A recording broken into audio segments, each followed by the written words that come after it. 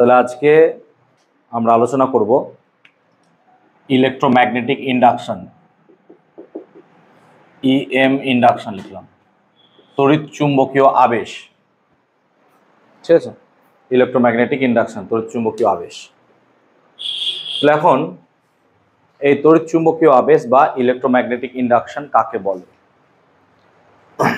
দেখা গেছে, ধরো আমার কাছে কোনো একটা জায়গায় একটা বদ্ধ কুণ্ডলী আছে, একটা close loop, there is a close loop, একটা ক্লোজ লুপ নিয়েছি। এখন এই ক্লোজ লুপের আশেপাশে যদি আমি একটা চুম্বককে রাখি, সে north pole and south pole, তাহলে আমরা কি করলাম, একটা সিম্পল কথাই ক্লোজ লুপ নিয়েছি, বদ্ধ কুণ্ডলী, যারা বলে বদ্ধ কুণ্ডলী, বদ্ধ কুণ্ডলী, আর এটা আমরা চুম্বক নিয়েছি। তোমরা জানো যে একটা চুম্বক থেকে সর্বদা কি হয় না, তো চুম্বক বলরেখা নির্গত হয়, নর্থ থেকে সাউথে গিয়ে প্রবেশ করে। এই চৌম্বক বলরেখাগুলো নর্থ পোল থেকে নির্গত হয়ে সাউথ পোলে গিয়ে প্রবেশ করে। তাহলে আমরা ভাবতে পারি যে এখানে কতগুলো চৌম্বক বলরেখা এরকমভাবে নির্গত হচ্ছে। এখন এই চৌম্বক বলরেখাগুলো এখানে নির্গত হচ্ছে এবং এই এরিয়াকে কি করছে, সে কাট করছে, ছেদ করছে। এখন যদি আমি চুম্বকটাকে স্থির রেখে এই কুণ্ডলীটাকে নড়াচড়া করি, বা আমি যদি কুণ্ডলীকে স্থির রেখে চুম্বকটাকে নড়াচড়া করি, বা দুজনকে নড়াচড়া করি, তার মানে ইফ বা এদের মধ্যে যদি একটা আপেক্ষিক গতি থাকে, রিলেটিভ মোশন, একটা আপেক্ষিক গতি বা রিলেটিভ মোশন যদি থাকে, তাহলে পরে এখান থেকে নির্গত বলরেখাগুলো, এগুলো তো বলরেখা, এই বলরেখা বা ফোর্স অফ লাইন্স গুলো কি হবে, একে ছেদ করবে বিভিন্ন ভাবে, কারণ কি মোশনে আছে, কখনো বেশি কখনো কি হবে কম। তার ফলে দেখা যায় এখানে একটা তড়িৎ চালক বল তৈরি হয়। কখন না, তো যখন এদের মধ্যে এই আপেক্ষিক গতিটা থাকবে, শুধুমাত্র তখন এখানে কি হবে, এই তড়িৎ চালক বল তৈরি হয়। আমরা পাতি বা ভালো কথা বলতে গেলে আবিষ্ট হয়, ইনডিউসড। অথচ দেখো এটা কোনোদিন টাচ করলো না একে অপরকে। এই ঘটনাটাকে আমরা বলি তড়িৎ চুম্বকীয় আবেশ। অ্যাকচুয়ালি আবেশ কি, আমি কোনো একটা জায়গায় কুণ্ডলী এরকম রাখলাম, তার আশেপাশে একটা চুম্বককে নিয়ে এরকম যদি নড়াচড়া করি, আমি একটা গতি রাখছি, চুম্বকটাকে আমি চেষ্টা করছি এইদিকে এরকম করে প্রবেশ করানো, লাইক দিস। তাহলে কি হচ্ছে, এই বলরেখাগুলো এখানে ছেদ করছে। বলরেখাগুলো যত বেশি পরিমাণ ছেদ করছে বা যত বেশি আমি মোশন দিচ্ছি, দেখা যাচ্ছে এখানে তত বেশি তড়িৎচালক বল আবিষ্ট হচ্ছে। একে বলবো আমরা আবিষ্ট তড়িৎচালক বল বা ইনডিউসড ইএমএফ। তাহলে ইনডিউসড ইএমএফ মানে কি, যে পরিমাণ ইএমএফ বা তড়িৎচালক বল ইনডিউসড হলো, আবিষ্ট হলো, এটাকে আমরা বলতে পারি ইনডিউসিং এজেন্ট। কি না, তো এ আবেশ করাচ্ছে। এক্সাম্পল দিচ্ছি, যেমন আমাদের কি হয়, অনেক সময় দেখবে বন্ধুর সংস্পর্শে থাকলে বা কাছাকাছি থাকলে আমরা তার গুণাগুণ নিজের মধ্যে নিতে থাকি। যেমন হয়তো 10 পর্যন্ত ভালো পড়াশোনা করলাম, 11 এমন কিছু ছেলের সাথে মিশলাম, সেই ছেলে তুমি বুঝতেও পারবে না, কিন্তু তোমার ওপর একটা ইফেক্ট ফেলছে, তুমি বুঝতে পারবে না, এটা ন্যাচারালি। তার ফলে কি হচ্ছে, হয় তোমার পড়াশোনা ক্ষতি হচ্ছে, বা সে ছেলেটা হয়তো ভালো পড়াশোনা করছে, তাকে দেখে তুমি ভালো পড়াশোনা করতে পারছো, দুটোই হতে পারে। তো ভালো হওয়াতে খারাপ হওয়ার চান্সই বেশি। বরং আমরা এরকম ভাবে বলতে পারি যে হয়তো তুমি খারাপ, সেই ছেলেটা ভালো, সেই ছেলেটা খারাপ হয়ে যাচ্ছে, তুমি ভালো হচ্ছে না, লাইক দিস, এরকম ভাবে ভাবতে পারো। তাই এটা হচ্ছে সেরকম টাইপের ইনডিউসড হয়ে যাচ্ছে। তাহলে একে বলবো আবিষ্ট তড়িৎচালক বল বা ইনডিউসড ইএমএফ। তাই তড়িৎচালক বল থাকলে এখানে একটা প্রবাহ মাত্রা পাওয়া যাবে, প্রবাহ, তাই না, প্রবাহ মাত্রা পাওয়া যাবে।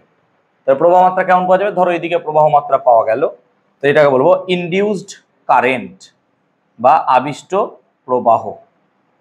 সো এটাকে আমরা বললাম ইনডিউসড কারেন্ট, এতটা পরিমাণ আবিষ্ট প্রবাহ আমরা পেলাম। তাহলে এইটুকু কথায় আমরা এতটুকু বুঝতে পারলাম যে কোনো একটা কুণ্ডলীর সঙ্গে যদি একটা চুম্বকের এরকম একটা গতি থাকে, if there is a relative motion between a coil, close loop and a magnet, তাহলে ওই ক্লোজ লুপের মধ্যে কিছুটা পরিমাণ কি হবে, তড়িৎচালক বল তৈরি হবে, আবিষ্ট হবে। এবং একে বলবো কি আমরা ইনডিউসড ইএমএফ, এবং এর ফলে একটা তড়িৎ প্রবাহ পাবো, এটাকে কি বলবো আমরা ইনডিউসড কারেন্ট।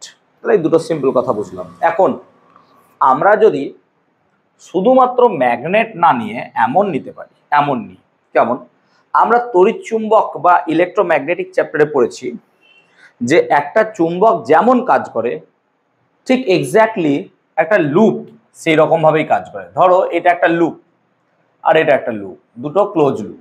আমি এর মধ্যে দিয়ে বাইরে থেকে ধরো একটা কারেন্ট পাঠিয়েছি, বাইরে থেকে একটা কারেন্ট পাঠিয়েছি, তাহলে এটা কি একটা ম্যাগনেট রূপে কাজ করতে পারে? নিশ্চয়ই পারে স্যার। কারণ তোমরা জানো যে কোনো একটা ক্লোজ লুপের অ্যাক্সিস বরাবর ম্যাগনেটিক ফিল্ড কত হয়, জানি তোমাদের মনে নেই, আছে কারণ মনে অ্যাক্সিস বরাবর ম্যাগনেটিক ফিল্ড কত হয়? তো বি সমান μ0 NI r²/2 r² + x² whole to the power 3/2। This is the formula of axial পয়েন্টে ম্যাগনেটিক ফিল্ডের। তাহলে এইটা একটা ম্যাগনেটের মতোই কাজ করছে এক্স্যাক্টলি, এরও ম্যাগনেটিক ফিল্ড আছে। তাহলে এরও যদি ম্যাগনেটিক ফিল্ড থাকে কথার মানে তাহলে এর এখান থেকেও ম্যাগনেটিক ফোর্স অফ লাইন বেরোবে, ইয়েস অর নো? তাই হওয়া উচিত। তাহলে এরও এখান থেকে ম্যাগনেটিক ফোর্স অফ লাইন্স নির্গত হচ্ছে, এবং এই ম্যাগনেটিক ফোর্স অফ লাইন্স গুলো বলরেখাগুলো এখানে ছেদ করছে। তাহলে এখানেও কি একটা আবিষ্ট তড়িৎচালক বল পাওয়া যেতে পারে? ইয়েস, পাওয়া যেতে পারে। তাহলে একটা আমি ম্যাগনেটের দিয়ে করলাম আর একটা কয়েল দিয়ে করলাম, তাহলে এটা কয়েল টু কয়েল, কয়েল থেকে কয়েলে পাচ্ছি আমরা। তাহলে এটাও কিন্তু ক্লোজ লুপ, এটাও তুমি দেখতে পাচ্ছ as you can see close loop. তাহলে এখানেও দেখবো আমরা একটা তড়িৎচালক বল আবিষ্ট হচ্ছে। তার মানে আমি সিম্পল কথা বলতে চাইছি যে যে কোনো ক্লোজ লুপের আশেপাশে যদি ম্যাগনেটিক ফিল্ড থাকে এবং সেই ম্যাগনেটিক ফিল্ড যদি বা ম্যাগনেটিক ফোর্স অফ লাইন্স যদি এই এরিয়াকে ছেদ করে এবং সময়ের সঙ্গে সঙ্গে এটা পরিবর্তিত হয়, পরিবর্তন হয়, তখন আমরা এখানে কি বলবো, একটা তড়িৎচালক বল আবিষ্ট হবে, সিম্পল কথা। এবং এখানে একটা আমি আবিষ্ট তড়িৎ প্রবাহ মাত্রা পাবো, সিম্পল কথা বললাম। এখন এই যে আবিষ্ট তড়িৎচালক বল পাবো এখানে এখানে দুই জায়গায় সেমই, তো বুঝতে পারছি আমরা এ কি কি বিষয়ের উপর নির্ভর করবে, কোন কোন ফ্যাক্টরের উপর সেটা নির্ভর করবে। প্রথম ফ্যাক্টর তো বুঝতে পারছি, ম্যাগনেটিক ফিল্ড যত বেশি হবে তত বেশি তড়িৎচালক বল তৈরি হবে, এটা তো ফ্যাক্ট। ম্যাগনেটিক ফিল্ড যত বেশি হবে তার ডিপেন্ড করবে তো ভাই বি এর ওপর, ম্যাগনেটিক ফিল্ড যত বেশি হবে তড়িৎচালক বল তত বেশি আবিষ্ট হবে। তাহলে নাম্বার ওয়ান ফ্যাক্টর যেটা এর উপর ডিপেন্ড করবে সেটা কি হচ্ছে, magnetic field. B, magnetic field বাড়লে পরে তড়িৎচালক বল আবিষ্ট হবে। 2 নাম্বার, একটু আগে আমরা আলোচনা করে দিলাম যে এদের মধ্যে রিলেটিভ মোশন বা আপেক্ষিক গতি যত বেশি হবে, অর্থাৎ তুমি একে যত জোরে নাড়াচাড়া করতে পারবে বা এদের মধ্যে রিলেটিভ মোশন নিয়ে আসতে পারবে, তত বেশি কি হবে, আবিষ্ট তড়িৎচালক বল বা আবিষ্ট তড়িৎ প্রবাহের মান পাবে। 3 নাম্বার, আর কিছুর উপর ডিপেন্ড করতে পারে, ডিপেন্ড করবে area of the loop. Area of the loop, যে লুপের মধ্যে তুমি এই ইনডিউসড ইএমএফ পাচ্ছ, সেই লুপের এরিয়া যত বেশি হবে তাহলে বলরেখাগুলো ছেদ করবে তত বেশি, হ্যাঁ না বলো? তো যত বেশি বলরেখা ছেদ করবে তত বেশি আমরা দেখব এখানে তড়িৎচালক বল তৈরি হচ্ছে। সো এরিয়া অফ দ্য লুপের উপরও ডিপেন্ড করবে, তাই না? সো মোটামুটি এই কটা ফ্যাক্টর আছে। আচ্ছা, আর একটা ফ্যাক্টর উপর ডিপেন্ড করবে, ধরো তুমি একটা পাক নিয়েছো আর আমি 50টা পাক নিয়েছি, তাহলে পাক সংখ্যার উপর ডিপেন্ড করবে। তার মানে আমরা বলবো এখানে নাম্বার অফ টার্নস, কতটা পাক সংখ্যা আছে তারও ওপর কিন্তু এখানে কতটা পরিমাণ ইনডিউসড ইএমএফ পাবো সেটা ডিপেন্ড করবে। তাই লজিক্যালি আমরা সিম্পল কথা একটা বুঝতে পারলাম যে এখানে যে তড়িৎচালক বলটা তৈরি হবে সেটা কার উপর ডিপেন্ড করবে। সিমিলারলি এটা তো চুম্বকের জন্য বললাম, তাহলে এর জন্য কি হবে, এরও তাহলে পাক সংখ্যা যত বাড়বে তার ম্যাগনেটিক ফিল্ড তত বাড়বে, হ্যাঁ না বলো? দেখো ম্যাগনেটিক ফিল্ড এন এর সাথে ডিপেন্ড করছে, যত পাক সংখ্যা বাড়বে ম্যাগনেটিক ফিল্ড তত কি হবে, বাড়বে, সিম্পল কথা। তাহলে লজিকটা হচ্ছে এরকমই, এরও পাক সংখ্যা বাড়ালে পরে তোমার ম্যাগনেটিক ফিল্ড এফেক্ট বেশি হবে এবং এখানে ইনডিউসড ইএমএফ কি পাবে, বেশি পাবে। তাহলে এখানে কয়েকটা ফ্যাক্টরের উপর আমরা এখানে দেখছি ডিপেন্ড করছে। এখন তাহলে দুটো কুণ্ডলীর সাহায্যে বা একটা ম্যাগনেটের সাহায্যে একটা কুণ্ডলীর মধ্যে আমরা দেখলাম যদি রিলেটিভ মোশন হয় তাহলে due to that relative motion এখানে একটা তড়িৎচালক বল তৈরি হচ্ছে, নিজে নিজেই তৈরি হচ্ছে। আমি জাস্ট কি দিচ্ছি, শুধুমাত্র মোশন করাচ্ছি, আমি শুধু মোশন করাচ্ছি। এখন রেখে দাও। এখন এই যে তড়িৎচালক বলটা পেলাম, এই তড়িৎচালক বলটা বলছি কার উপর ডিপেন্ড করছে, কতগুলো এই বলরেখা ছেদ করছে। এখন আমরা তড়িৎ ফ্লাক্স পড়েছিলাম, মনে করে দেখো না তো তড়িৎ ফ্লাক্স কাকে বলে? তুমি যদি রিমাইন্ড করতে পারো বা মনে করতে পারো যে আমার কাছে একটা এরিয়া ছিল, এই এরিয়ার মধ্যে কি ছিল, ধরো সামান্য পরিমাণ ইলেকট্রিক ফিল্ড যাচ্ছে, আর এই এরিয়ার ডিরেকশন যদি এ হতো তাহলে E vector dot A vector, তখন আমরা বলেছিলাম তড়িৎ ফ্লাক্স ফাই ই। মনে পড়ছে নিশ্চয়ই? ই এ বা ইডিএস কস থিটা মনে করতে পারো তোমরা। এটা বলেছিলাম ইলেকট্রিক ফ্লাক্স। কোথায় পড়েছিলাম আমরা? গাউসের সূত্র বা গস থিওরেমে। আমরা গস থিওরেম বা গাউসের উপপাদ্যে এটা পড়েছিলাম। তো যদি ইলেকট্রিক ফিল্ডের জন্য ইলেকট্রিক ফ্লাক্স হয়, তাহলে তো ম্যাগনেটিক ফিল্ডের জন্য কি হবে? ম্যাগনেটিক ফ্লাক্স পাবো। তার মানে ম্যাগনেটিক ফ্লাক্সও এক্স্যাক্টলি ইলেকট্রিক ফ্লাক্সের মতোই লাগবে।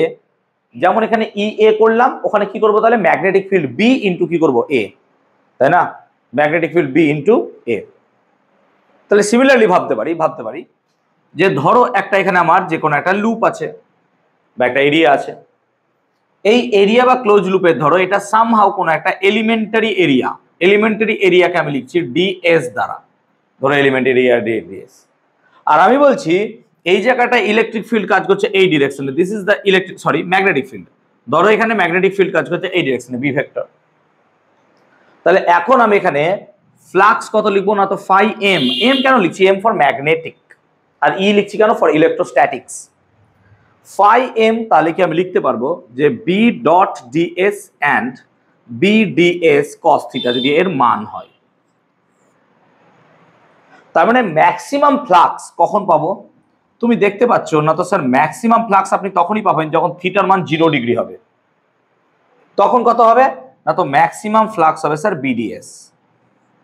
তার মানে ম্যাক্সিমাম ফ্লাক্স বিডিএস কখন হবে না তো এই দিকেই তোমার ইলেকট্রিক ফিল্ড কাজ করছে, সরি ম্যাগনেটিক ফিল্ড, আর এই দিকেই তোমার এরিয়া কাজ করছে নাকি? তার মানে আমি সিম্পল কথা বলতে চাইছি যে এটা যদি আমার কাছে কোনো একটা এরিয়া হয়, দিস ইজ এরিয়া, এই এরিয়ার ডাইরেকশন কোন দিকে কাজ করে? এই ডাইরেকশন হয় আপওয়ার্ড না হয় কি হয় ডাউনওয়ার্ড। যেমন এটা একটা বোর্ড, বোর্ডের এরিয়া কোন দিকে কাজ করতে পারে? হয় এই দিক বরাবর কাজ করতে পারে, না হয় কোন দিকে? ডাউনওয়ার্ড। এবার তোমার ধরো এরিয়াটা এইদিকে কাজ করছে ডাইরেকশন, আর ইলেকট্রিক ফিল্ডও এই দিকেই কাজ করছে, তখন তোমার কি হবে? ম্যাক্সিমাম ফ্লাক্স পাবে। কিন্তু কিন্তু যদি ইলেকট্রিক ফিল্ডটা এই সোজা এইভাবে না কাজ করে, অ্যাঙ্গেল করে কাজ করে লাইক দিস, তখন কি হবে? তোমাকে অ্যাঙ্গেল খুঁজতে হবে, তখন ফ্লাক্স কিন্তু ম্যাক্সিমাম পাবে না।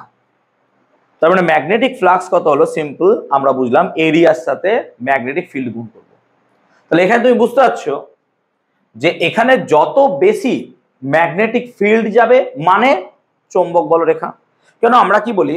যেখানে যত বেশি চৌম্বক বলরেখা সেখানে ম্যাগনেটিক ফিল্ড তত স্ট্রং, নাকি? তো এখানে যত বেশি চৌম্বক বলরেখা কাট করবে, ছেদ করবে, ঢুকবে, তত বেশি ফ্লাক্স হবে, এটাও বলতে পারি। কেন? দেখো ফ্লাক্সের মান তো ভাই বি এর উপর নির্ভর করছেই, অর্থাৎ ম্যাগনিটিউড অফ বি যদি তোমার বাড়ে, ফ্লাক্সও কি হবে? বাড়বে। আবার দেখো ম্যাগনিটিউড অফ ডিএস অর্থাৎ ক্ষেত্রফলও যদি বেড়ে যায় তাহলে পরে তোমার কিন্তু ফ্লাক্স বাড়বে। তার মানে আমি একটু আগে বলেছিলাম যে এরিয়া যদি বাড়ে লুপের, তাহলে আমার বেশি করে কি হবে? তড়িৎ প্রবাহ পাবো। তাই তো হলো, বেশি এরিয়া দিচ্ছি মানে কি হচ্ছে? বেশি ফ্লাক্স ঢুকছে। হ্যাঁ না না বলো? ফ্লাক্সের কনসেপ্টটা তোমরা এইভাবে ভাবতে পারো, একটা পাইপের ভেতর দিয়ে জল বেরোচ্ছে। এখন তুমি ভাবো জলের ফ্লো একই আছে, একই আছে। ধরো আমি কথা বলছি, আমি এরিয়া হাফ করে দিলাম, তাহলে জলের আমরা কন্টিনিউটি ইকুয়েশন অনুযায়ী জানি যে জলের ফ্লো বেড়ে গেল, কারণ একই টাইমে কি হবে? ও তো সেম পরিমাণে অ্যামাউন্ট জল ছাড়বে, ঠিক আছে? এখন আমি যদি বলি যে একটা ঘরের মধ্যে এরকম পাইপ দিয়ে জল ঢুকছে, এবার আর একটা পাইপ দিয়ে জল বেরোচ্ছে, যদি সেম অ্যামাউন্টের হয়, যতটা জল ঢুকছে ততটা জল বেরোচ্ছে, টোটাল ফ্লাক্স কত হবে? 0। এখন যদি আমার বেরোনোর থেকে ঢোকে বেশি, জল ঢুকছে পাইপ দিয়ে বেশি ও বেরোচ্ছে কম, তাহলে ঘরে জল আস্তে আস্তে জমবে, এটা পজিটিভ ফ্লাক্স বলতে পারো। আবার এমন হতে পারে যে বাইরে বের করানোর পাইপ তুমি মোটা রেখে দিয়েছো, আর ঢোকার এদিক দিয়ে পাইপ থেকে অল্প জল ঢুকছে, তাই এটা নেগেটিভ ফ্লাক্স। এইভাবে ভাবতে পারো, মানে ফ্লাক্স ঢুকলে পজিটিভ বলি, বেরোলে কি বলি? নেগেটিভ। আমরা ফ্লাক্সটাকে ডাইরেকশন এভাবে বলি, কিন্তু ফ্লাক্স অ্যাজ এ হোল কি কোয়ান্টিটি? Scalar quantity. কেন? দেখো ডট প্রোডাক্ট, আর তোমরা জানো দুটো ভেক্টরের ডট প্রোডাক্ট আমাকে কি দেয়? স্কেলার দেয়। তাই ফ্লাক্স অবভিয়াসলি একটা স্কেলার কোয়ান্টিটি। তাহলে আমরা এখানে খেলাটা কি বুঝলাম? যে ফ্লাক্স ডিপেন্ড করছে, ফ্লাক্স যত বেশি ফ্লাক্স হবে তত বেশি আমার কি হচ্ছে? বলরেখা এখানে ছেদ করছে, আর এই বলরেখা যত বেশি ছেদ করবে ফ্লাক্স তত বাড়বে। তাহলে আমরা কি বলতে পারি? একক ক্ষেত্রফলের মধ্য দিয়ে লম্বভাবে যতগুলো বলরেখা প্রবেশ করে তাকে তার ফ্লাক্স বলা হয়। অবভিয়াসলি তাই হবে, আমরা গাউসের থিওরেমে তাই পড়েছিলাম। এখন এই রিলেটেড আমাদের দুটো সূত্র আছে, সেই দুটো সূত্র আমাদেরকে এখন পড়তে হবে। এটা প্রথম লক্ষ্য করেছিলেন মোটামুটি বিজ্ঞানী মাইকেল ফ্যারাডে, এবং এখান থেকেই ফ্যারাডের সূত্র আছে। ফ্যারাডের সূত্রটা একটু ভালো করে বলছি, একটু শুনবে ফ্যারাডের সূত্রটা, ঠিক আছে? সো ফ্যারাডের সূত্র, ফ্যারাডে কি বললো? ফ্যারাডে ছিল অ্যাকচুয়ালি হ্যামফ্রি ডেভি, নাকি নাম শুনেছো তো? তারই ছাত্র সম্ভবত। তো ফ্যারাডে এইরকম চৌম্বক ক্ষেত্র বা তড়িৎ ক্ষেত্র এগুলো নিয়ে প্রচুর রিসার্চ করেছেন, প্রচুর, অনেক, এবং তারই ফল প্রসূ আমরা এত কিছু দেখতে পাচ্ছি ঘটনা।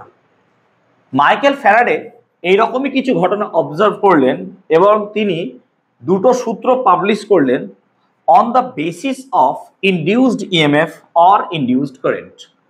কতটা পরিমাণ তড়িৎ প্রবাহ আবিষ্ট হচ্ছে, কতটা পরিমাণ তড়িৎ প্রবাহ বা তোমার হচ্ছে তড়িৎচালক বল আবিষ্ট হচ্ছে তার উপর ডিপেন্ড করিয়ে তিনি বললেন যে আমি যদি কোনো এক জায়গায় বদ্ধ লুপ নিই, দেয়ার ইজ এ লুপ, আর এখানে একটা ম্যাগনেট, ধরো ম্যাগনেট আছে, তাহলে এখানে একটা তড়িৎচালক বল আবিষ্ট হবে, এবং ততক্ষণ পর্যন্ত তড়িৎচালক বল আবিষ্ট হবে যতক্ষণ এদের মধ্যে একটা রিলেটিভ মোশন থাকবে। If there is no relative motion, তাহলে এখানে কোনো রকম তড়িৎচালক বল আবিষ্ট হবে না। তাহলে দুটো বা একটা লুপের মধ্যে তড়িৎচালক বল তখনই পাবো যতক্ষণ আমি এদের মধ্যে কি রাখবো? Relative motion. যদি রিলেটিভ মোশন না রাখি তাহলে পরে কিন্তু কোনো তড়িৎচালক বল পাবো না। আর একটা কথা কি বললেন? তিনি বললেন যে তুমি এই চুম্বকটাকে বা এই লুপটাকে বা দুজনকেই যত বেশি জোরে মুভ করাবে, অর্থাৎ এদের রিলেটিভ মোশন যত বাড়বে, বা এইভাবে ভাবো যত বেশি রিলেটিভ মোশন বাড়বে তত বলরেখা বেশি কাট করবে, নাকি? এখন যতটা পরিমাণ বলরেখা কাট করছে সেটাকে আমরা কি দিয়ে প্রকাশ করছি? ফ্লাক্স। এই যে আমরা প্রকাশ করছি ফ্লাক্স দ্বারা, এবং ফ্লাক্সকে আমরা লিখলাম ফাই দ্বারা, এবং একে লিখলাম আমরা BDS দ্বারা। এই যে ফ্লাক্স, এই ফ্লাক্সের বাংলা অ্যাকচুয়ালি হচ্ছে চৌম্বক প্রবাহ, এটাকে বলি আমরা চৌম্বক প্রবাহ। তার মানে তুমি এখানে দেখতে পাচ্ছ যত এদের রিলেটিভ মোশন বাড়াবে, রিলেটিভ মোশন যত বাড়াবে তোমার ফ্লাক্সের পরিমাণও সেরকম ভাবে চেঞ্জ হবে। তাহলে ধরো ডিটি টাইমে ফ্লাক্সের চেঞ্জ হলো d phi, change of flux ধরো হলো ডি ফাই। তাহলে ফ্যারাডে বলল যে যে পরিমাণ তড়িৎচালক বল আবিষ্ট হবে, induced EMF, that should be proportional to d phi dt, অর্থাৎ চৌম্বক প্রবাহের পরিবর্তনের হারের সাথে সমানুপাতিক। অর্থাৎ যত সময় সাপেক্ষে চৌম্বক প্রবাহ পরিবর্তন বাড়বে মানে ফ্লাক্স বাড়বে, মানে বি বাড়বে, ডিএস চেঞ্জ হবে। যত বেশি ফোর্স অফ লাইন্স গুলো কাট করবে তত বেশি আমার তড়িৎচালক বল পাবো, এটাই তো সূত্র। এখন তাহলে ফ্যারাডের এই দুটো সূত্র খুব সুন্দরভাবে প্রতিস্থাপিত হলো, এবং আমরা সেটা একটু আগে দেখেও নিলাম তার ব্যাখ্যা, যে সত্যি এটা ট্রু। কিন্তু তড়িৎ প্রবাহ কোন দিকে হবে তার ব্যাখ্যা কিন্তু ফ্যারাডে দিতে পারেনি। এটা আমরা ফ্যারাডে বলছি, ফ্যারাডে। কেন? তড়িৎ প্রবাহ অ্যান্টি ক্লকওয়াইজও হতে পারে, তড়িৎ প্রবাহ তো ক্লকওয়াইজও হতে পারে, হবে এটা কোন দিকে সেটা কিন্তু ফ্যারাডে বলতে পারেননি। সেটা কে বললেন? সেটা বললেন বিজ্ঞানী লেন্জ। এবং এই লেন্জ আর ফ্যারাডের সূত্র একত্রে বলা হয় নিউম্যানস ল, এটাকে একত্রে বলা হয় নিউম্যানস ল। এখন লেন্জ কি বলছে? যে কোনো বদ্ধ কুণ্ডলীর সাথে জড়িত চৌম্বক প্রবাহের পরিবর্তন হলে, if there is a change of magnetic flux linked with a closed loop, কোনো বদ্ধ কুণ্ডলীর সাথে জড়িত চৌম্বক প্রবাহের পরিবর্তন হলে ওই কুণ্ডলীতে একটা তড়িৎচালক বল আবিষ্ট হয়, yes there is an induced EMF, এবং এই আবিষ্ট তড়িৎচালক বলের অভিমুখ, ডাইরেকশন অভিমুখ এমন হবে যে সে তার সৃষ্টির কারণকে বাধা দেবে। এই কথাটাই সবচেয়ে বেশি ইম্পর্টেন্ট, সৃষ্টির কারণকে বাধা দেবে। তাহলে আমরা এটাকে বুঝলাম যে ডাইরেকশন এমন হবে যে সে তার সৃষ্টির কারণকে বাধা দেবে। এবার সৃষ্টি হচ্ছে কেন, হোয়াই হোয়াই আমরা এখানে কোশ্চেন করছি যে ইনডিউসড ইএমএফটা কেন পাচ্ছি, কেন পাচ্ছি? Because of the relative motion, because of the relative motion. কারণ আমি চুম্বকটা এদিকে সরাচ্ছি বা চুম্বকটা দূরে নিয়ে যাচ্ছি, এই কারণে তো এখানে কি পাচ্ছি, ইএমএফ পাচ্ছি। ও বলছে এই লুপ এটা হতে দেবে না। তো যদি লুপ ওকে হতে না দেয়, আমরা জানি কি, আমরা জানি একটা লুপের মধ্যে যদি এন্টি ক্লকওয়াইজ প্রবাহ হয় তার মানে আমরা জানি সেদিকটা নর্থ পোল হয়, আর যদি প্রবাহ মাত্রা ক্লকওয়াইজ হয় সেদিকটা কি হয়, সাউথ পোল। অর্থাৎ আমরা একটু আগে বললাম যে একটা লুপ এই লুপটা অ্যাজ এ ম্যাগনেট কাজ করে। এর এক্সিস বরাবর কি থাকে, ম্যাগনেটিক ফিল্ড। তার মান কত, μ0 ni r² 2 * r² + x² whole to the power 3/2। এটা ট্রু, ইয়েস। তার মানে এটা তো একটা ম্যাগনেট, তাহলে এই ম্যাগনেটের তো পোল থাকবে, কোনটা নর্থ কোনটা সাউথ। তুমি যে দিক থেকে দেখছো সেদিকে প্রবাহটা যদি ক্লকওয়াইজ হয়, দিক থেকে ক্লকওয়াইজ, তাহলে সেদিকটা হবে সাউথ। আর এইটাকে যদি আমি দেখি তাহলে আমি কি দেখবো, এন্টি ক্লকওয়াইজ। হ্যাঁ না বলো? দেখো এই দিক দিয়ে যেটাকে আমি সাউথ দেখছি, আমি ঘুরে গেলে কি দেখবো, এন্টি ক্লকওয়াইজ। তার মানে এই দিকটা সাউথ হলে সামহাও এই দিকটা কি হবে, নর্থ। তার মানে একটা লুপের একদিকে সাউথ হলে আরেকদিকে নর্থ। তার মানে ও সৃষ্টির কারণকে বাধা দেবে। তাহলে একে বাধা দেবে মানে কি, ভালো করে ভাবো। যখন আমি চুম্বকটাকে এইদিকে ঠেলার চেষ্টা করব, এইদিকে ঠেলার চেষ্টা করব, তাহলে এইদিকে নিশ্চয়ই প্রবাহটা আমার নর্থ পোলের মতো হবে। হ্যাঁ না বল, কেন? তবে নর্থ নর্থকে কি করবে, রিপেল করবে, বিকর্ষণ করবে, ঢুকতে দেবে না। am I right or am I right? আমি কি ঠিক? তার মানে ও এইদিকে ঢুকতে চাইছে, আমি ওকে ঠেলছি, ও ঢুকতে দিচ্ছে না।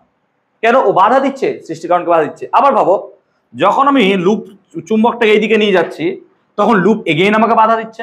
তখন লুপ যখন আমাকে এগেইন বাধা দিচ্ছে তখন লুপে আমার কি পোল তৈরি হয়ে যাবে, সাউথ পোল। কেন? নর্থকে যেতে দেবে না, তখন ধরে রাখবে। তার মানে আমি একটা লুপের সামনে একটা ম্যাগনেট রাখলে আমার ম্যাগনেটটাকে নড়তে দেবে না, ও ম্যাগনেটটাকে নড়তে দেবে না। জানালা লাগিয়ে দিতে আওয়াজ হচ্ছে না। ও ম্যাগনেটটাকে নড়তে দেবে না, ম্যাগনেটটাকে নড়তে দেবে না। এবার কি হবে, আমার শক্তি যদি বেশি হয় তাহলে আমি ওকে জোর করে দিকে নিয়ে যাবো। তাহলে আমি যদি জোর করে নিয়ে যাই তখন কি হচ্ছে, মোশন হয়ে যাচ্ছে। তার ফলে কি হয়ে যাচ্ছে, ই হয়ে যাচ্ছে। মানে সৃষ্টির কারণকে বাধা দেবে মানে এই নয় যে আমাকে নড়তেই দেবে না, আমি তো নড়তে পারবো, বিকজ আমি ওকে জোর করে ঠেলে দেবো। তাহলে এবার যদি জোর করে ঠেলে দিয়ে এদিকে, তাহলে আমি কি বলের বিরুদ্ধে কাজ করছি? Is there is an work against the force? Yes. কি না, তো এবারটা ঠেলছিল, আমি ঠেলার বিরুদ্ধে বল প্রয়োগ করেছি। আর বলের বিরুদ্ধে কার্য according to the physics obviously positive work. আমি এখানে সত্যিই কাজ করছি, আমি বলের বিরুদ্ধে কাজ করছি মানে সত্যিই কাজ করছি। তো যদি আমি সত্যিই কাজ করছি তার মানে একে এখানে ঠেলছি মানে সত্যি কাজ করছি, আবার এখান থেকে দূরে নিয়ে গেলেও সত্যিই কাজ করছি। তার মানে আমি সামহাও কাজ করছি। এবার এই যে কাজটা আমি করছি, এই কাজটাই কি এখানে তড়িৎচালক বল হিসেবে উৎপত্তি হচ্ছে? ইয়েস। তার মানে আমি কি বলতে পারি এখানে শক্তি সংরক্ষণ নীতি মানছে? হ্যাঁ স্যার। কেন না, তো আমরা জানি কোনো জায়গায় শক্তি না খরচ করলে শক্তি পাওয়া যাবে না। Free energy is a myth. Free energy বলে কোনো জিনিস না। ইউটিউবে অনেক সময় দেখায় ফ্রি এনার্জি, তো ভুয়ো। ফ্রি এনার্জি জীবনে পসিবল হবে না। তার মানে আমি এখানে দেখলাম তড়িৎচালক বল সুন্দর তৈরি হয়ে যাচ্ছে, তাহলে আমার এখানে মনে হওয়া উচিত হঠাৎ আমি এমন কি করলাম যেখানে তড়িৎচালক বল পাওয়া যাচ্ছে?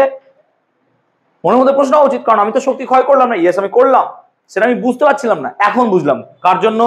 লেন্সের জন্য। সেজন্য বলা হয় লেন্সের সূত্রটা অ্যাকচুয়ালি শক্তি সংরক্ষণ নীতি থেকেই এসছে। অর্থাৎ লেন্স এখানে কোনো বেশি বুদ্ধি খাটায়নি, বলাটা অন্যায় হবে, লেন্স উপরে আছে দেখছে। কিন্তু এখানে অ্যাকচুয়ালি কি, একে দেখেই আমরা যে কেউ বলতে পারবো যে এর ডিরেকশন কেমন হবে, নাকি? কারণ আমরা শক্তি খরচ না করলে শক্তি পাবো না। সেজন্য আমরা কি বলি যে লেন্সের সূত্রটা কোথা থেকে আসে? শক্তি সংরক্ষণ নীতি বা এনার্জি কনজারভেশন ল। তার মানে এনার্জি কনজারভেশন ল বা শক্তি সংরক্ষণ নীতি থেকে অ্যাকচুয়ালি কার সূত্র আসছে? লেন্সের সূত্র। এবং তার ব্যাখ্যাটা আমরা মোটামুটি আই গেস বোঝাতে পেরেছি। কেন? কোনো জায়গায় শক্তি খরচ করছি, এবার বলিস আমি তো কার্য করলাম। নিশ্চয় 12-এ উঠে আমাকে তোমাকে এটুকু বোঝাতে হবে না, কার্য আর শক্তি একই জিনিস বাবা। কার্যও যা, শক্তিও তা, তাপও তাই। অ্যাকর্ডিং টু থার্মোডাইনামিক্স কোনো জায়গায় যদি কার্য করা হয় সেখানে তাপ উৎপন্ন হবে, বা কোনো জায়গায় তাপ প্রয়োগ করলে সেখান থেকে কি পাবো? কার্য পাবো। নিশ্চয় আমরা এটা জানি। কোথায় হতে পারে? রেল ইঞ্জিন, আমরা কি প্রয়োগ করছি? তাপ। ডিজেল পুড়িয়ে কি দিচ্ছি? তাপ। আমরা পাচ্ছি কি? কার্য। ইঞ্জিন ঘর্ষণ বলের বিরুদ্ধে কি আছে? দৌড়াচ্ছে। বা এমনি দৌড়াচ্ছে। সো আমরা এখানে জানি এটা। সো এখানে কার্য করছি, শক্তি ক্ষয় করছি বলে সেই শক্তিটা অ্যাকচুয়ালি এখানে আমরা পাচ্ছি। সো লেঞ্জের সূত্র এনার্জি কনজারভেশন লকে তো কমপ্লিটলি মানছে বা ওবে করছে। এবং আমরা যদি খুব খারাপ ভাবে না বলি, লেঞ্জের সূত্র বা লেন্স এইটাকে পুরোপুরি শক্তি সংরক্ষণ নীতি থেকেই এনেছিলেন। এবার যদি তাই হয় আমরা কি পড়লাম যে E proportional to d phi dt, অর্থাৎ ডি ফাই যত চেঞ্জ হবে with respect to dt E এর মান তত বাড়বে। ইয়েস, এটা তো ঠিক। মানে 1 সেকেন্ডে যদি 5 চেঞ্জ হয়, যে পরিমাণ ই হবে 1 সেকেন্ডে 10 চেঞ্জ হলে এখানে কত হবে? 10 হবে। মানে আমাকে চৌম্বক প্রবাহ ম্যাগনেটিক ফ্লাক্সকে কি করতে হবে? বাড়াতে হবে। যত বেশি ম্যাগনেটিক ফ্লাক্স বাড়াতে পারবো তত বেশি তড়িৎচালক বল তৈরি হবে আমার কাছে, এটুকু মাথায় রাখতে হবে। তাহলে লজিকটা আমরা বোঝাতে পেরেছি। এখন লেন্জ কি বললো? লেন্জ বলছে যে এই তড়িৎচালক বল আর ডি ফাই পরস্পরকে কি করছে? বাধা দিচ্ছে। হ্যাঁ না বল? তার মানে সামহাউ ই এর অভিমুখ আর ডি ফাই এর অভিমুখ পুরোপুরি কি হবে? অপোজিট। সেই জন্য আফটার লেন্সের সূত্র আমরা ফ্যারাডের সূত্রটাকে একটা জাস্ট মাইনাস দিয়ে ঠিক করে নেব। So E proportional to minus d phi dt. কেন প্রপোর্শনাল টু মাইনাস দিলাম? তুমি বুঝতেই পারছো যে ই এর মান আর ডি ফাই এর মান এমন হচ্ছে যে ই পেতে গেলে আমাকে ডি ফাই এর এগেইনস্টে ওয়ার্ক করতে হচ্ছে। তার মানে একে ইচ্ছা করেও টানছে না, জোর করে ওদিকে ঠেলতে হচ্ছে।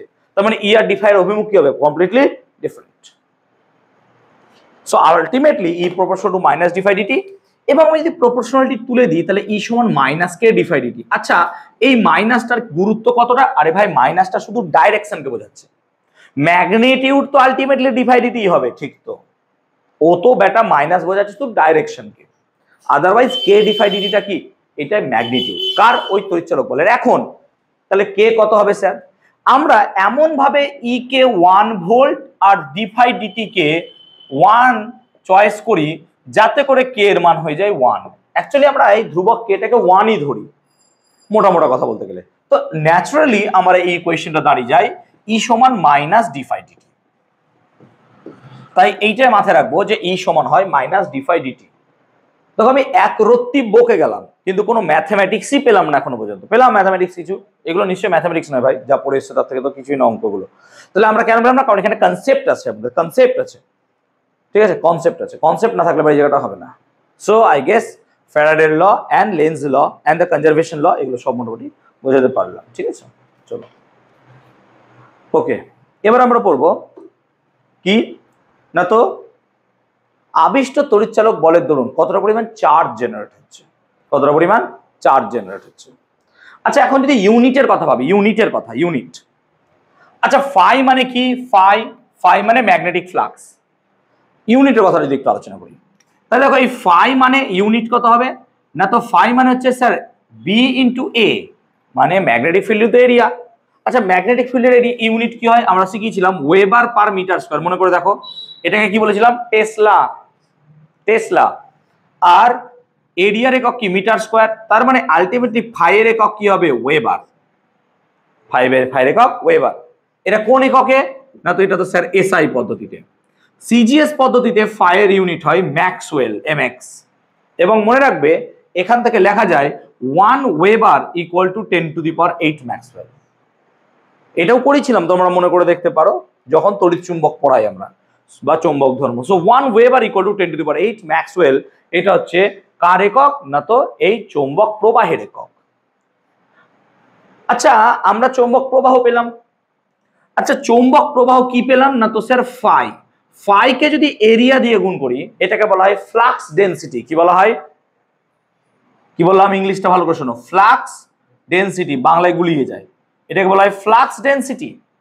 এখন ফ্লাক্স ডেনসিটির বাংলা কি না, তো চৌম্বক প্রবাহ ঘনত্ব। আমি কি ঠিক বললাম? দেখে নাও। ফ্লাক্সটাকে তো আমরা বলছি চৌম্বক প্রবাহ, আর ডেনসিটি মানে কি? ঘনত্ব। তাহলে এটাকে বলবো চৌম্বক প্রবাহ ঘনত্ব। আলটিমেটলি ফাই বাই এ মানে তুমি দেখতে পাচ্ছ কি হবে? বি। তার মানে অ্যাকচুয়ালি ফ্লাক্স ডেনসিটি, চৌম্বক প্রবাহ ঘনত্ব দুটো জিনিসই অ্যাকচুয়ালি বি। এবার কনফিউজ করার জন্য কোয়েশ্চেন এইটা দিয়ে দেয় যে চৌম্বক প্রবাহ ঘনত্বের একক লেখো, বাস মাথায় আউট হয়ে যাবে। কারণ আমি জানি না চৌম্বক প্রবাহ ঘনত্ব কি। তাই মাথায় রাখবো চৌম্বক প্রবাহ ঘনত্ব মানে অ্যাকচুয়ালি কি? Magnetic field, B. তার মানে ইউনিট কি হবে? Weber per metre square.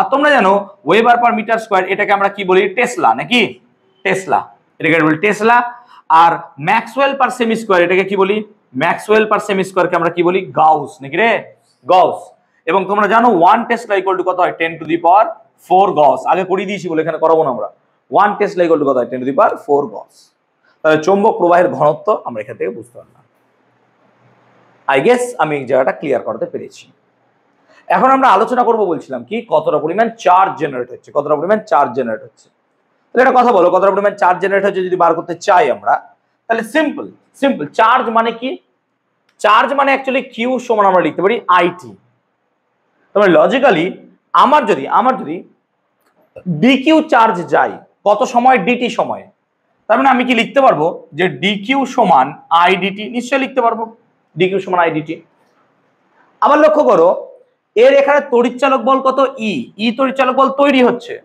আর ধরে নিলাম এর রেজিস্ট্যান্স হচ্ছে আর রোধ হচ্ছে আরে তারের রোধ আছে আর ধরে নিলাম আমি তার মানে আমি কি লিখতে পারবো আই এর মান কত লিখতে পারবো আই এর মান কত লিখবো ই বাই আর ডিটি লিখতে পারবো নিশ্চয়ই ডিকিউ সমান নিশ্চয়ই লিখতে পারবেন স্যার অবভিয়াসলি লিখতে পারবেন আর ই মানে এক্ষুনি লিখলাম কত ডি ফাই ডিটি আচ্ছা মাইনাসটা দিই বাদ দিই মাইনাস টু ডিরেকশন তাহলে ই মানে কত লিখতে পারি স্যার ডি ফাই ডিটি তাহলে ই এর জায়গায় যদি ডি ফাই ডিটি লিখি আর ধরো এর মধ্যে পাক সংখ্যা আছে n যদি পাক সংখ্যা n হয় তাহলে এখানে কি গুণ করতে হবে একটা আমাকে n তাহলে আমরা কি লিখছি ভালো করে দেখো dq সমান এর জায়গায় লিখছি n বাই r কেন n বাই r হলো আর কি দেখতে পাচ্ছ d5 dt আর তার সাথে কি গুণ আছে dt আমি কি ঠিক লিখলাম এবার দেখো dt dt কেটে যায় নাকি হ্যাঁ না বলো তাহলে dt dt কে যদি ক্যান্সেল আউট করো তাহলে ফাইনালি তুমি পেলে dq সমান n বাই r d5 এবার টোটাল চার্জ পেতে গেলে dq এর উপর আমাকে কি করতে হবে ইন্টিগ্রেট করতে হবে so on integration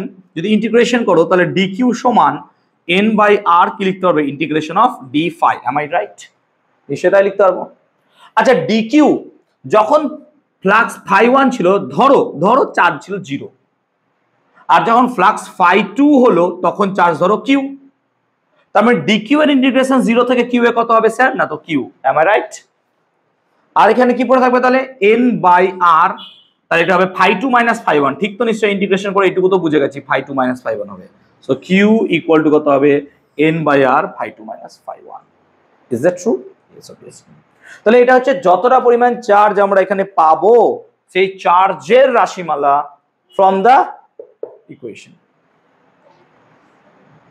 I guess এই জায়গাটা বোঝাতে পেরেছি সকলকেই এই জায়গাটা আশা করি আমি সকলকেই বোঝাতে পেরেছি ঠিক আছে আচ্ছা এখান থেকে আরেকটা রিলেশন আমি পেতে পারি তুমি দেখো আচ্ছা ই এর একক কি ভোল্ট ই এর একক কি হয় ভোল্ট এটা পরীক্ষায় দিয়েছিল একবার আচ্ছা d5 মানে কি ওয়েবার আর dt মানে কি সেকেন্ড তাহলে এখান থেকে আমরা কি লিখতে পারি ওয়েবার সমান ভোল্ট ইনটু সেকেন্ড এটা একটা পরীক্ষায় দিয়েছিল ওয়েবার ভোল্ট আর সেকেন্ডের সম্পর্ক লেখো সো ওয়েবার ইকুয়াল টু কত লেখা যায় ভোল্ট ইনটু সেকেন্ড এটা পরীক্ষায় এসেছিল একবার বারবার বলছি আমি কিন্তু ওয়েবার সমান volt into second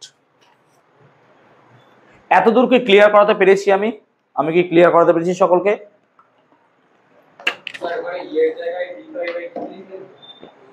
n d phi dt n গুণ করেছি n পাক সংখ্যা আমি ধরে নিচ্ছি আমি এই দিকটা মেটাচ্ছি হ্যাঁ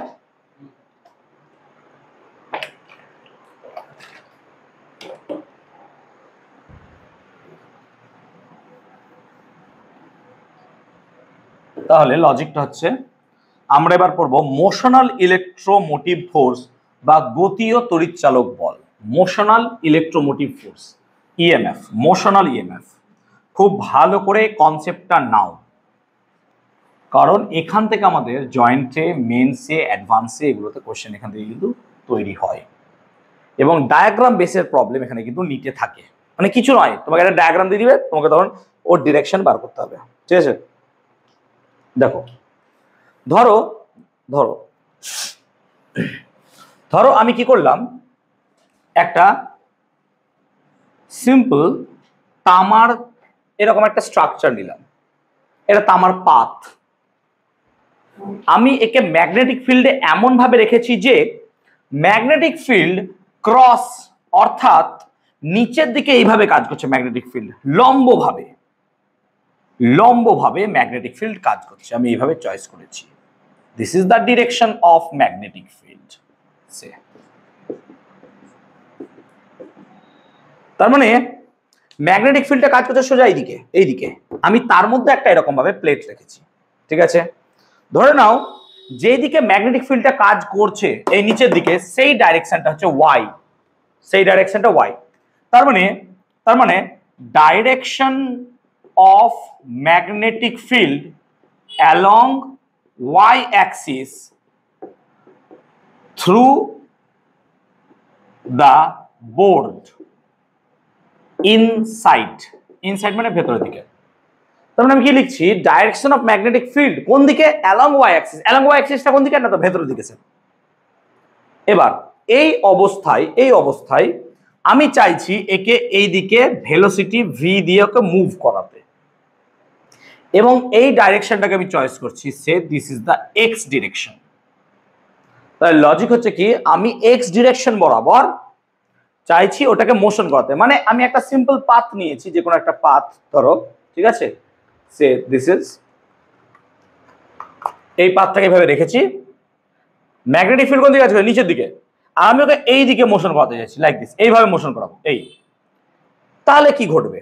আমরা জানি যে কোনো একটা চার্জ পার্টিকেলের ওপর যদি ম্যাগনেটিক ফিল্ড ফেলো, তাহলে তার উপর লরেঞ্জ ম্যাগনেটিক ফোর্স কাজ করে। ইয়েস, লরেঞ্জ ম্যাগনেটিক ফোর্স, তার মান কত? না তো এফ এম ভেক্টর সমান কিউ ভি ক্রস বি। এটা নিশ্চয়ই পড়েছো আগে, দেখো তো। লরেঞ্জ ম্যাগনেটিক ফোর্সের ভ্যালু কত হয়? Q v cross B. এটা অলওয়েজ কাজ করছে। আর যেহেতু তুমি এটাকে একটা কন্ডাক্টর বা তামা চয়েস করেছো, কন্ডাক্টর বা কি চয়েস করেছো? তামা, সিইউ। তাহলে এর মধ্যে তো ভাই ভরে ভরে ইলেকট্রন আছে। মানে আমরা এরকম ভাবতে পারি, ইলেকট্রন আছে আর পজিটিভ চার্জও আছে, ধরো দুটোই আছে, আমি এরকম ভাবে ভাবছি বোঝার সুবিধার্থে। তাহলে পজিটিভ নেগেটিভ দুটো চার্জই আছে। এখন তার মানে ওই পজিটিভ বা নেগেটিভ চার্জের উপর, ধরো এটা হচ্ছে পজিটিভ চার্জ, এটা হচ্ছে নেগেটিভ চার্জ, ওই পজিটিভ চার্জ আর নেগেটিভ চার্জের উপর তো ভাই ফোর্স কাজ করবে। Yes, obviously. কিভাবে? দেখো, according to left hand rule, এইটা কি কাজ করে? চৌম্বক ক্ষেত্র। আর এটা কি? প্রবাহ মাত্রা। আর এটা motion of the wire. Motion of the wire তো স্যার এইদিকে, মোশন অফ দ্য ওয়্যার তো এইদিকে, আর ম্যাগনেটিক ফিল্ড কাজ করছে এইদিকে, নিচের দিকে এই। তার মানে আমার সামহাও প্রবাহটা কোন দিকে কাজ করবে? এদিকে, প্রবাহটা এদিকে কাজ করবে। ব্যাপারটা বোঝাতে পেরেছি? আই গেস বোঝাতে পেরেছি। তার মানে সিম্পল, আমরা দেখলাম। আবার দেখো, এইদিকে যদি কাজ করি তখন এইদিকে কাজ করবে নাকি, বা এইভাবে, ঠিক তো? ব্যাপারটা এরকম, বুঝতে পারলাম না? এদিকে কাজ করলে কি হচ্ছে? এই। আর এদিকে কাজ করলে কি হবে? এই। মানে এই উপর দিকে কাজ করবে, এরকম। এর ফলে দেখা যায়, ধরো এটা হচ্ছে পি পয়েন্ট আর এটা হচ্ছে কিউ পয়েন্ট। দেখা যায় এই প্লাস এর উপর ফোর্স এই দিকে কাজ করে বলে প্লাস গুলো সব এখানে জমা হয়ে যায়, আর মাইনাসের উপর নিচের দিকে এফএম মানে ম্যাগনেটিক ফোর্স কাজ করে বলে তারা মাইনাস গুলো নিচের দিকে চলে আসে। তার মানে এই পরিবাহীর মধ্যেই, কন্ডাক্টরের মধ্যেই পি পয়েন্ট গুলো হয়ে গেল প্লাস, আর কিউ পয়েন্ট গুলো হয়ে গেল মাইনাস।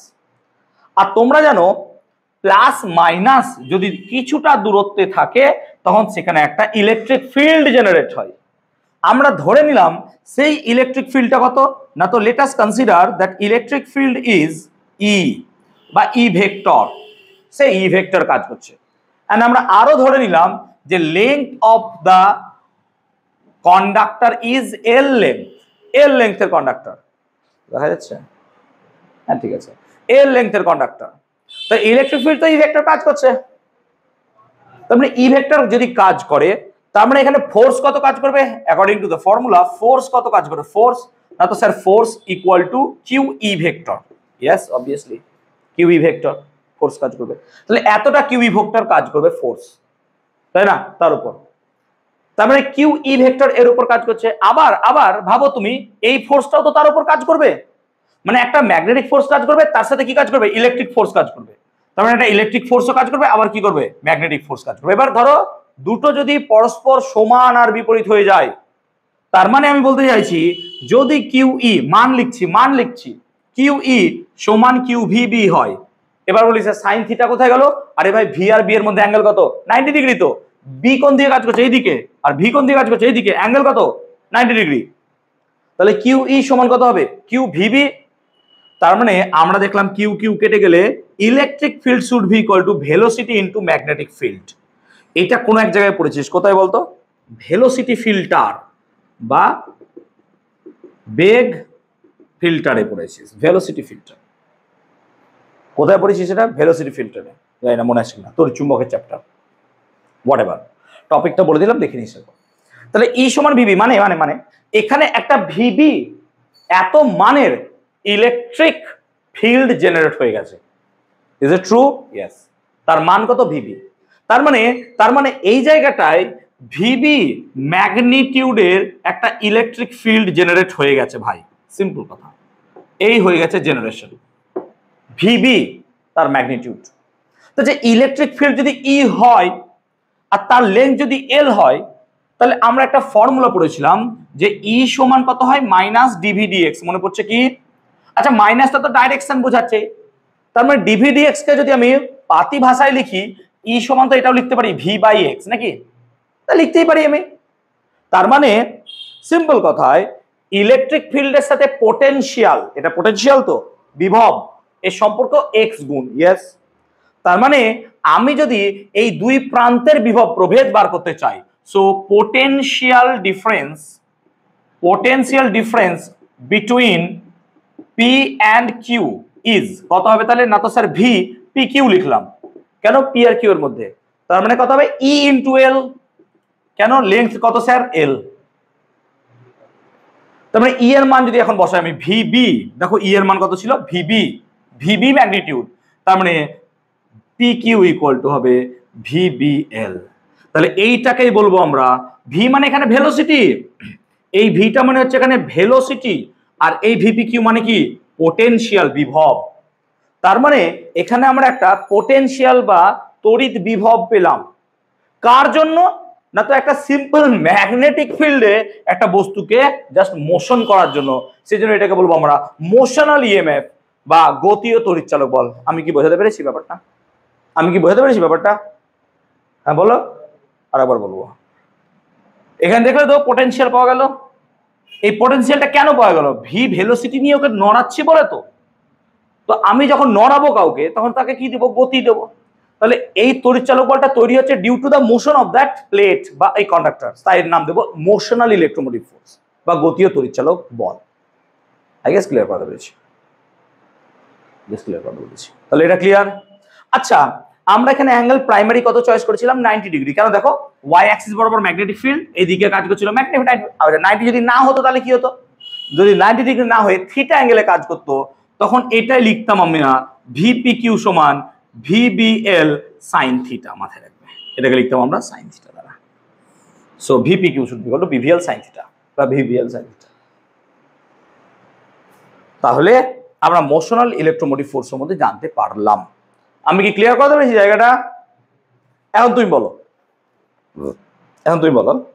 আচ্ছা, আমরা এখানে কি পেলাম? আমরা পেলাম পোটেনশিয়াল সমান, পোটেনশিয়াল নয়, ধরো ভিবি সমান, আচ্ছা ইলেকট্রিক ফিল্ড ই সমান কি পেয়েছি? ভিবি। ঠিক আছে, ইলেকট্রিক ফিল্ড সমান পেয়েছি কত? আমি ভিবি। ঠিক আছে, আচ্ছা আর আমি ভি সমান কত পেলাম? ভি মানে কি? Potential difference. এই পোটেনশিয়াল ডিফারেন্সটাকে তো আমরা কি বলছি? এইটাকে আমরা বলছি মোশনাল ইএমএফ, তাই তো? গতীয় তড়িৎচালক বল। এটাকে তোমাদের বই অনেক সময় ই দিয়ে লিখেছে, স্মল ই দিয়ে। দেখো তোমরা দেখতে পাবে এটাকে অনেক সময় স্মল ই দিয়ে লেখা। আমি ভিপি কিউ লিখেছি, অসুবিধা নেই, বুঝতে পারলেই হলো। তোর ভাই ফিজিক্স আবার ডিনোশন আর কি আছে? নোশন তো আমরা যা ইচ্ছা তাই করতে পারি, আমরা বুঝতে পারলে হলো। তাহলে ভিপি কিউ, আমি পি কিউ এই কারণে লিখছি, পি আর কিউ এর মধ্যে জেনারেট হয়েছে বলে কত হবে? না তো ভি, আচ্ছা ভি মানে ভেলোসিটি, ভেলোসিটি মানে এক্স বাই টি তো লিখতে পারি। ধরো পার্টিকেলটা এক্স পথ গেছে, হতে পারে পার্টিকেলটা কতটা পথ গেছে? স্যার এক্স পথ গেছে। কত সময়? টি সময়। তাই যদি সে এক্স পথ যায় টি সময়ে, ব্যাপারটা যদি আমি একটু ইলাবোরেটলি লিখি, তাহলে কি লিখতে পারবো? একটু জাস্ট দেখো, ইন্টারেস্টিং। ধরো আমার কাছে কি ছিল? আমার কাছে ছিল না তো একটা সিম্পল কন্ডাক্টর, এই একটা কন্ডাক্টর ছিল। আমি কি দেখলাম? এখানটায় পোটেনশিয়াল কত তৈরি হলো? না তো ভিপি কিউ কত হলো? B V L. Is it true? Yes. আমি বলছি কি, ধরো টি সময়ে বেটা এক্স পথ গেল, তার মানে এখন সে এই জায়গাটায় আছে, রাইট? হতে পারে। কত সময়? টি সময়। তার মানে ভেলোসিটি মানে কত? X by t. Yes or no? অতিক্রান্ত দূরত্ব বাই সময়। তার মানে আমি এটাই লিখতে চাইছি যে এখন আমি ভিপি কিউ কি লিখবো না তো sir X by T into B into L. L মানে লেন্থ অফ দ্যাট, ঠিক তো? আচ্ছা আমরা এইভাবেও তো লিখতে পারি, এভাবেও তো লিখতে পারি, দেখো এভাবে লিখতে পারি B into X L by T হতে পারে, এক্স এল বাই টি হতে পারে, এক্স এল বাই টি হতে পারে। এক্স এল বাই টিটা কি বোঝায়? এক্স এল মানে কি, দেখো এই দূরত্বটা এক্স আর লেন্থ হচ্ছে এল, তাহলে এই এরিয়াটাকে কি বোঝাচ্ছে? হ্যাঁ না বলো। এক্স এল কি এই এরিয়াটাকে বোঝাচ্ছে? Yes or no? অবভিয়াসলি। তার মানে আমরা কি বলতে পারি, আমরা কি বলতে পারি যে এই পাথটা টি সময়ে এক্স এল এরিয়াকে কাট করেছে। তার মানে আমরা এটাও বলতে পারি যে ভিপি কিউ বা motional electromotive force should be equal to B into area by time. হতে পারে না? হতে পারে না? অবভিয়াসলি হতে পারে। সেই জন্য আমরা লিখব মোশনাল ইলেকট্রোমোটিভ ফোর্স ইএমএফ সমান কত না তো স্যার বি ইন্টু ডিএডিটি। এইটাও একটা ফান্ডা আমরা এখান থেকে পেলাম। ডিএডিটি কেন হলো স্যার? আচ্ছা ডিএ চেঞ্জের যদি ডিটি হয় নাকি, এ বাই টি মানে কি ক্ষেত্রফল বাই সময়, আর ডিএডিটি মানেও কি ক্ষেত্রফল বাই সময়। এটা কি আনলাম? ডেরিভেটিভ ক্যালকুলাসে আনলাম। অর্থাৎ স্মল ডিটির জন্য চেঞ্জ যদি কত হয়? ডিএ। তার মানে আমরা যদি এখন দেখি ওকে যত বেশি সরাবো, যত বেশি সরাবো দেখ ডিএডিটির মান তত বাড়বে। যদি কম সময়ে, ধরো 1 সেকেন্ডে এতটা সরিয়েছি আর 1 সেকেন্ডে এতটা সরিয়েছি, তাহলে 1 সেকেন্ডে আমার ডি এর পরিমাণ কি বেশি, তাহলে মোশনাল ইলেকট্রোমোটিভ ফোর্সও কি হবে? বেশি। তার মানে আমি যত বেগে ওকে ধরাবো তত বেশি কি হবে? মোশনাল ইলেকট্রোমোটিভ ফোর্স কি হবে? তো সে তো আমি এখান থেকেও বলতে পারি ভি, যত ভি বাড়বে ভিপি কিউ তত বাড়বে। একই ব্যাপার। আলটিমেটলি আমরা এখানে একটা নতুন ফর্মুলা ডিরাইভ করলাম। আমি কি বোঝাতে পেরেছি ব্যাপারটা? আমি কি বোঝাতে পেরেছি ব্যাপারটা? ওকে। তার মানে আমরা কি বুঝলাম যে একটা কন্ডাক্টর মানে যে হচ্ছে তড়িৎ প্রবাহ বা তড়িৎ পরিবহন করে, তাকে যদি একটা ম্যাগনেটিক ফিল্ডের মধ্য দিয়ে ওকে কিছুটা ভেলোসিটি নিয়ে পাঠাই, তাহলে তার মধ্যে কি হবে? দুই প্রান্তে পা থেকে মাথায় কি তৈরি হবে? Magnetic field. তুমি নিজেকে ভাবতে পারো না, কারণ আমরা খুব পরিবাহী পদার্থ, ঠিক আছে? আমরা পদার্থ নয় অপদার্থ, বাট ঠিক আছে হোয়াটএভার। তো আমাদের মধ্যে এরকম তো কিছু নেই, কিন্তু এরোপ্লেনের মধ্যে তো আছে। এরোপ্লেন কি দিয়ে তৈরি হয়? অ্যালুমিনিয়াম বা ডুরালুমিন। এবারে অ্যালুমিনিয়াম বা ডুরালুমিন এগুলো তো কন্ডাক্টিং, তড়িৎ পরিবাহ করে। সেই জন্য যখন কোনো একটা জায়গায় মিটিয়ে দিলাম, এবার সেই জন্য এরোপ্লেন ধরো পৃথিবীর এক প্রান্ত থেকে অন্য প্রান্ত যাচ্ছে। এখন পৃথিবীর এক প্রান্ত থেকে যখন অন্য প্রান্ত যাবে, আমরা জানি যে পৃথিবীর ম্যাগনেটিক ফিল্ড আছে। Yes or no? কোথায় পড়েছি আমরা? ভূচুম্বকত্ব। তাহলে ভূচুম্বকত্বতে পড়েছি যে পৃথিবীরও ম্যাগনেটিক ফিল্ড আছে। এখন ধরো একটা এরোপ্লেন, এইটা হচ্ছে তার ডানা, জাস্ট সহজ করে বোঝানোর জন্য, ঠিক আছে? একটা এরোপ্লেন যাচ্ছে, এবার এই বিন্দুটা ধরো পি, সিমিলারলি এই বিন্দুটা ধরো কিউ। আর এইখানটায় তোমরা জানো কি যে পৃথিবীর মধ্যে ম্যাগনেটিক ফিল্ড অলওয়েজ কাজ করছে। Yes or no? Obviously sir কাজ করছে। তার মানে এরোপ্লেনটা যখন পৃথিবীর মধ্য দিয়ে যাচ্ছে বা ওপর দিয়ে যাচ্ছে, ও ম্যাগনেটিক ফিল্ডকে কাট করতে করতে যাচ্ছে। তার মানে এটা কি একটা কন্ডাক্টর পি কিউ? হ্যাঁ স্যার। আর ম্যাগনেটিক ফিল্ডে সে কি করছে? মোশনে যাচ্ছে। কত মোশন? ধরো এরোপ্লেনের ভেলোসিটি কত? ভি। তার মানে পি কিউ এর মধ্যে একটা মোশনাল ইএমএফ জেনারেট হবে ইপি কিউ, বা আমরা কি লিখছিলাম? ভিপি কিউ নাকি? তার মান কত হবে না তো sir B V L sine theta, কারণ কত অ্যাঙ্গেলে তো আমরা জানি না। তার মানে এই দুই প্রান্তে সামহাও একটা পোটেনশিয়াল ড্রপ সৃষ্টি হবে বলে এই জায়গাটা কি হবে? তড়িৎ চালক বল সৃষ্টি হওয়ার কারণে তড়িৎ প্রবাহ পাওয়া যাবে। সেই জন্য এই জায়গাটা একটা তড়িৎ প্রবাহ জেনারেট হবে। এরকম একটা বুদ্ধিমান স্টুডেন্ট আমাকে বলছিল যে স্যার এই তড়িৎ প্রবাহকে গাছে লাগানো যেতে পারে না। এটা খুব কম তড়িৎ প্রবাহ তৈরি হয়। কত তৈরি হয় আমরা এখান থেকে বলতে পারবো। আচ্ছা জেনে নি কত তৈরি হতে পারে, এটুকু আগে দেখি। আচ্ছা পৃথিবীর ম্যাগনেটিক ফিল্ড কত? আমি ধরে নিচ্ছি খুব স্ট্রং ম্যাগনেটিক ফিল্ড হলে পরেও পৃথিবীর ম্যাগনেটিক ফিল্ড জানা যায় 0.02 বা 0.2 ধরে নিলাম। আমি একটা সিম্পল মান ধরলাম, পৃথিবীর ম্যাগনেটিক ফিল্ড হচ্ছে 0.2, এত নয় যদি বা 0.2, ঠিক আছে? এটা আমার এক্স্যাক্টলি মনে নেই, সেটা আমি একটা ভ্যালু নিলাম। প্লেনের ভেলোসিটি কত হয় না তো প্লেন তো ভাই 300 400 500 তে ছোটে। একটা প্লেনের গড় ভেলোসিটি 600 ধরলাম আমি, 600 kilometre per hour, 700, 600 kilometre per hour. এবার কিলোমিটার পার আওয়ারকে কিসে আনতে হবে? Metre per second. তার মানে 600 ইন্টু 5 এর 18 গুণ করলে কি হয়ে যায়? Metre per second. আচ্ছা, একটা প্লেনের ডানার দৈর্ঘ্য কত হয়? কত ধরবি দৈর্ঘ্য? 15 মিটার, 20 মিটার, এরকম তো হবে, 25 মিটার, 30 মিটার। আচ্ছা, অ্যাভারেজ ধরে নিলাম 50 মিটার, আমি ধরলাম 50 মিটার, বিশাল বড়। আমি জানি না 50 মিটার হয়তো বেশি হয় প্লেন, আমার সত্যি কোনো আইডিয়া না, আমি এটা জাস্ট রাফলি ধরছি। আমার এরোপ্লেন সম্বন্ধে, আর এরোপ্লেন আমি চাপিও নি, একবার চেপেছিলাম, তাও ঘুমের ঘোরে আমি বুঝতে পারিনি যে কি দেখছি প্লেন। মানে ভোর 4টেই প্লেন ছিল, কি দেখবো, তখন ঘুম থেকে উঠে প্লেন দেখছি, তারপরে একটা যন্ত্র আছে ঢুকছি, আর কিছু বুঝতে পারিনি। ওকে, আচ্ছা থিটা কত? খুব সহজে হচ্ছে 90 ডিগ্রি, তাহলে কি হবে? 1 চলে আসবে, থিটা 90 ডিগ্রি, তার মানে 1। তার মানে এটা যদি ক্যালকুলেট করি, তার মানে দেখো 0.2 600 ইন্টু 5 এর 18 বাই 50, তাহলে এই পরিমাণ অ্যামাউন্ট আমার পোটেনশিয়াল জেনারেট হবে। যদি এটা 1 হয় না, থিটা মান কত হয়? 30 ডিগ্রি, 20 ডিগ্রি এরকম দাঁড়ায়। আর আমার মানে এটা 0.2 হয় না, 0.002 বা এরকম কিছু হয়, ঠিক আছে? তো এরকম টাইপের মান আমরা এখান থেকে জেনারেট করে নিতে পারবো, কত পোটেনশিয়াল তৈরি হয়, ঠিক আছে? বুঝতে পারলাম। এবার এই টাইপের প্রবলেম কি আমার পরীক্ষায় দিতে পারে? ইয়েস, এই টাইপের প্রবলেম দিতে পারে। এই মানের উপর যেও না, এই মান ভাই যদি ইউটিউবে করে দেখে থাকো ভুল হতেই পারে, অবভিয়াসলি আমি জানি না, আমার এক্স্যাক্টলি মনে নেই এটা কত, ঠিক আছে? এরকম হতে পারে, হয়তো প্লেন 600-তে চলেও না, 300-তে চলে, আই ডোন্ট নো অ্যাকচুয়ালি, ঠিক আছে? তাহলে প্লেনের দুই প্রান্তে আমরা কি পাবো? একটা পোটেনশিয়াল ড্রপ পেতে পারি, ইয়েস অবভিয়াসলি হতে পারে, এবং তার মধ্যে দিয়ে একটা তড়িৎ প্রবাহ হতে পারে, হ্যাঁ হতে পারে, অবভিয়াসলি কোনো ব্যাপার না। সেই জন্য কি করা হয়, অনেক সময় প্লেনকে যদি আমরা আবার পৃথিবীর নিচে নামিয়ে নিই, এই পোটেনশিয়াল কি অটোমেটিক ডাউন হয়ে যাবে? চলে যাবে, হ্যাঁ চলে যাবে স্যার। কেন? একটু আগে দেখলাম যদি ভি না থাকে তাহলে ভিপি কিউ থাকবে না, তাই এই কথাটা ভাববে না যে এখানে তৈরি হয়ে জমা হয়ে থেকে গেল, না, কারণ প্লেন এসে ল্যান্ড করে গেলে, থেমে গেলে ভি এর মান কত হয়ে যাবে? 0, তাহলে পোটেনশিয়ালও কত হয়ে যাবে? 0, তো পোটেনশিয়াল থাকবে না। এই কথাটা যেন মাথায় থাকে, ক্লিয়ার হলো? ক্লিয়ার কথা বেশি? ওকে। সিমিলারলি আমরা যদি কোনো একটা কন্ডাক্টিং প্লেট বা কন্ডাক্টিং তোমার হচ্ছে রডকে ধরো কোনো একটা বিন্দু সাপেক্ষে ঘোরাচ্ছি, কেমন ভাবে জাস্ট ইমাজিন করো। ধরো এটা হচ্ছে কোনো একটা পয়েন্ট, এই পয়েন্টের সাপেক্ষে ধরো একটা রড আছে, এই রডকে আমি কি করছি? ঘোরাচ্ছি, এই দিকে ঘোরাচ্ছি ওমেগা ভেলোসিটি নিয়ে, সে ওমেগা ভেলোসিটি নিয়ে ওকে ঘোরাচ্ছি, দেখা যাচ্ছে না? কেটে গেছে, ঠিক আছে, দেখা যাচ্ছে, ওমেগা ভেলোসিটি নিয়ে ঘোরাচ্ছি। তার মানে এইভাবে সে কন্টিনিউয়াসলি রোটেট করছে। কত ম্যাগনেটিক ফিল্ডে? ধরো আমি ম্যাগনেটিক ফিল্ড দিয়ে রেখেছি বি, সো ধরো এখানে ম্যাগনেটিক ফিল্ড আমি দিয়ে রেখেছি কত না, তো ম্যাগনেটিক ফিল্ড দিয়ে রেখেছি B, simple B magnetic field দিয়ে রেখেছি, এই বি ম্যাগনেটিক ফিল্ড দিয়ে।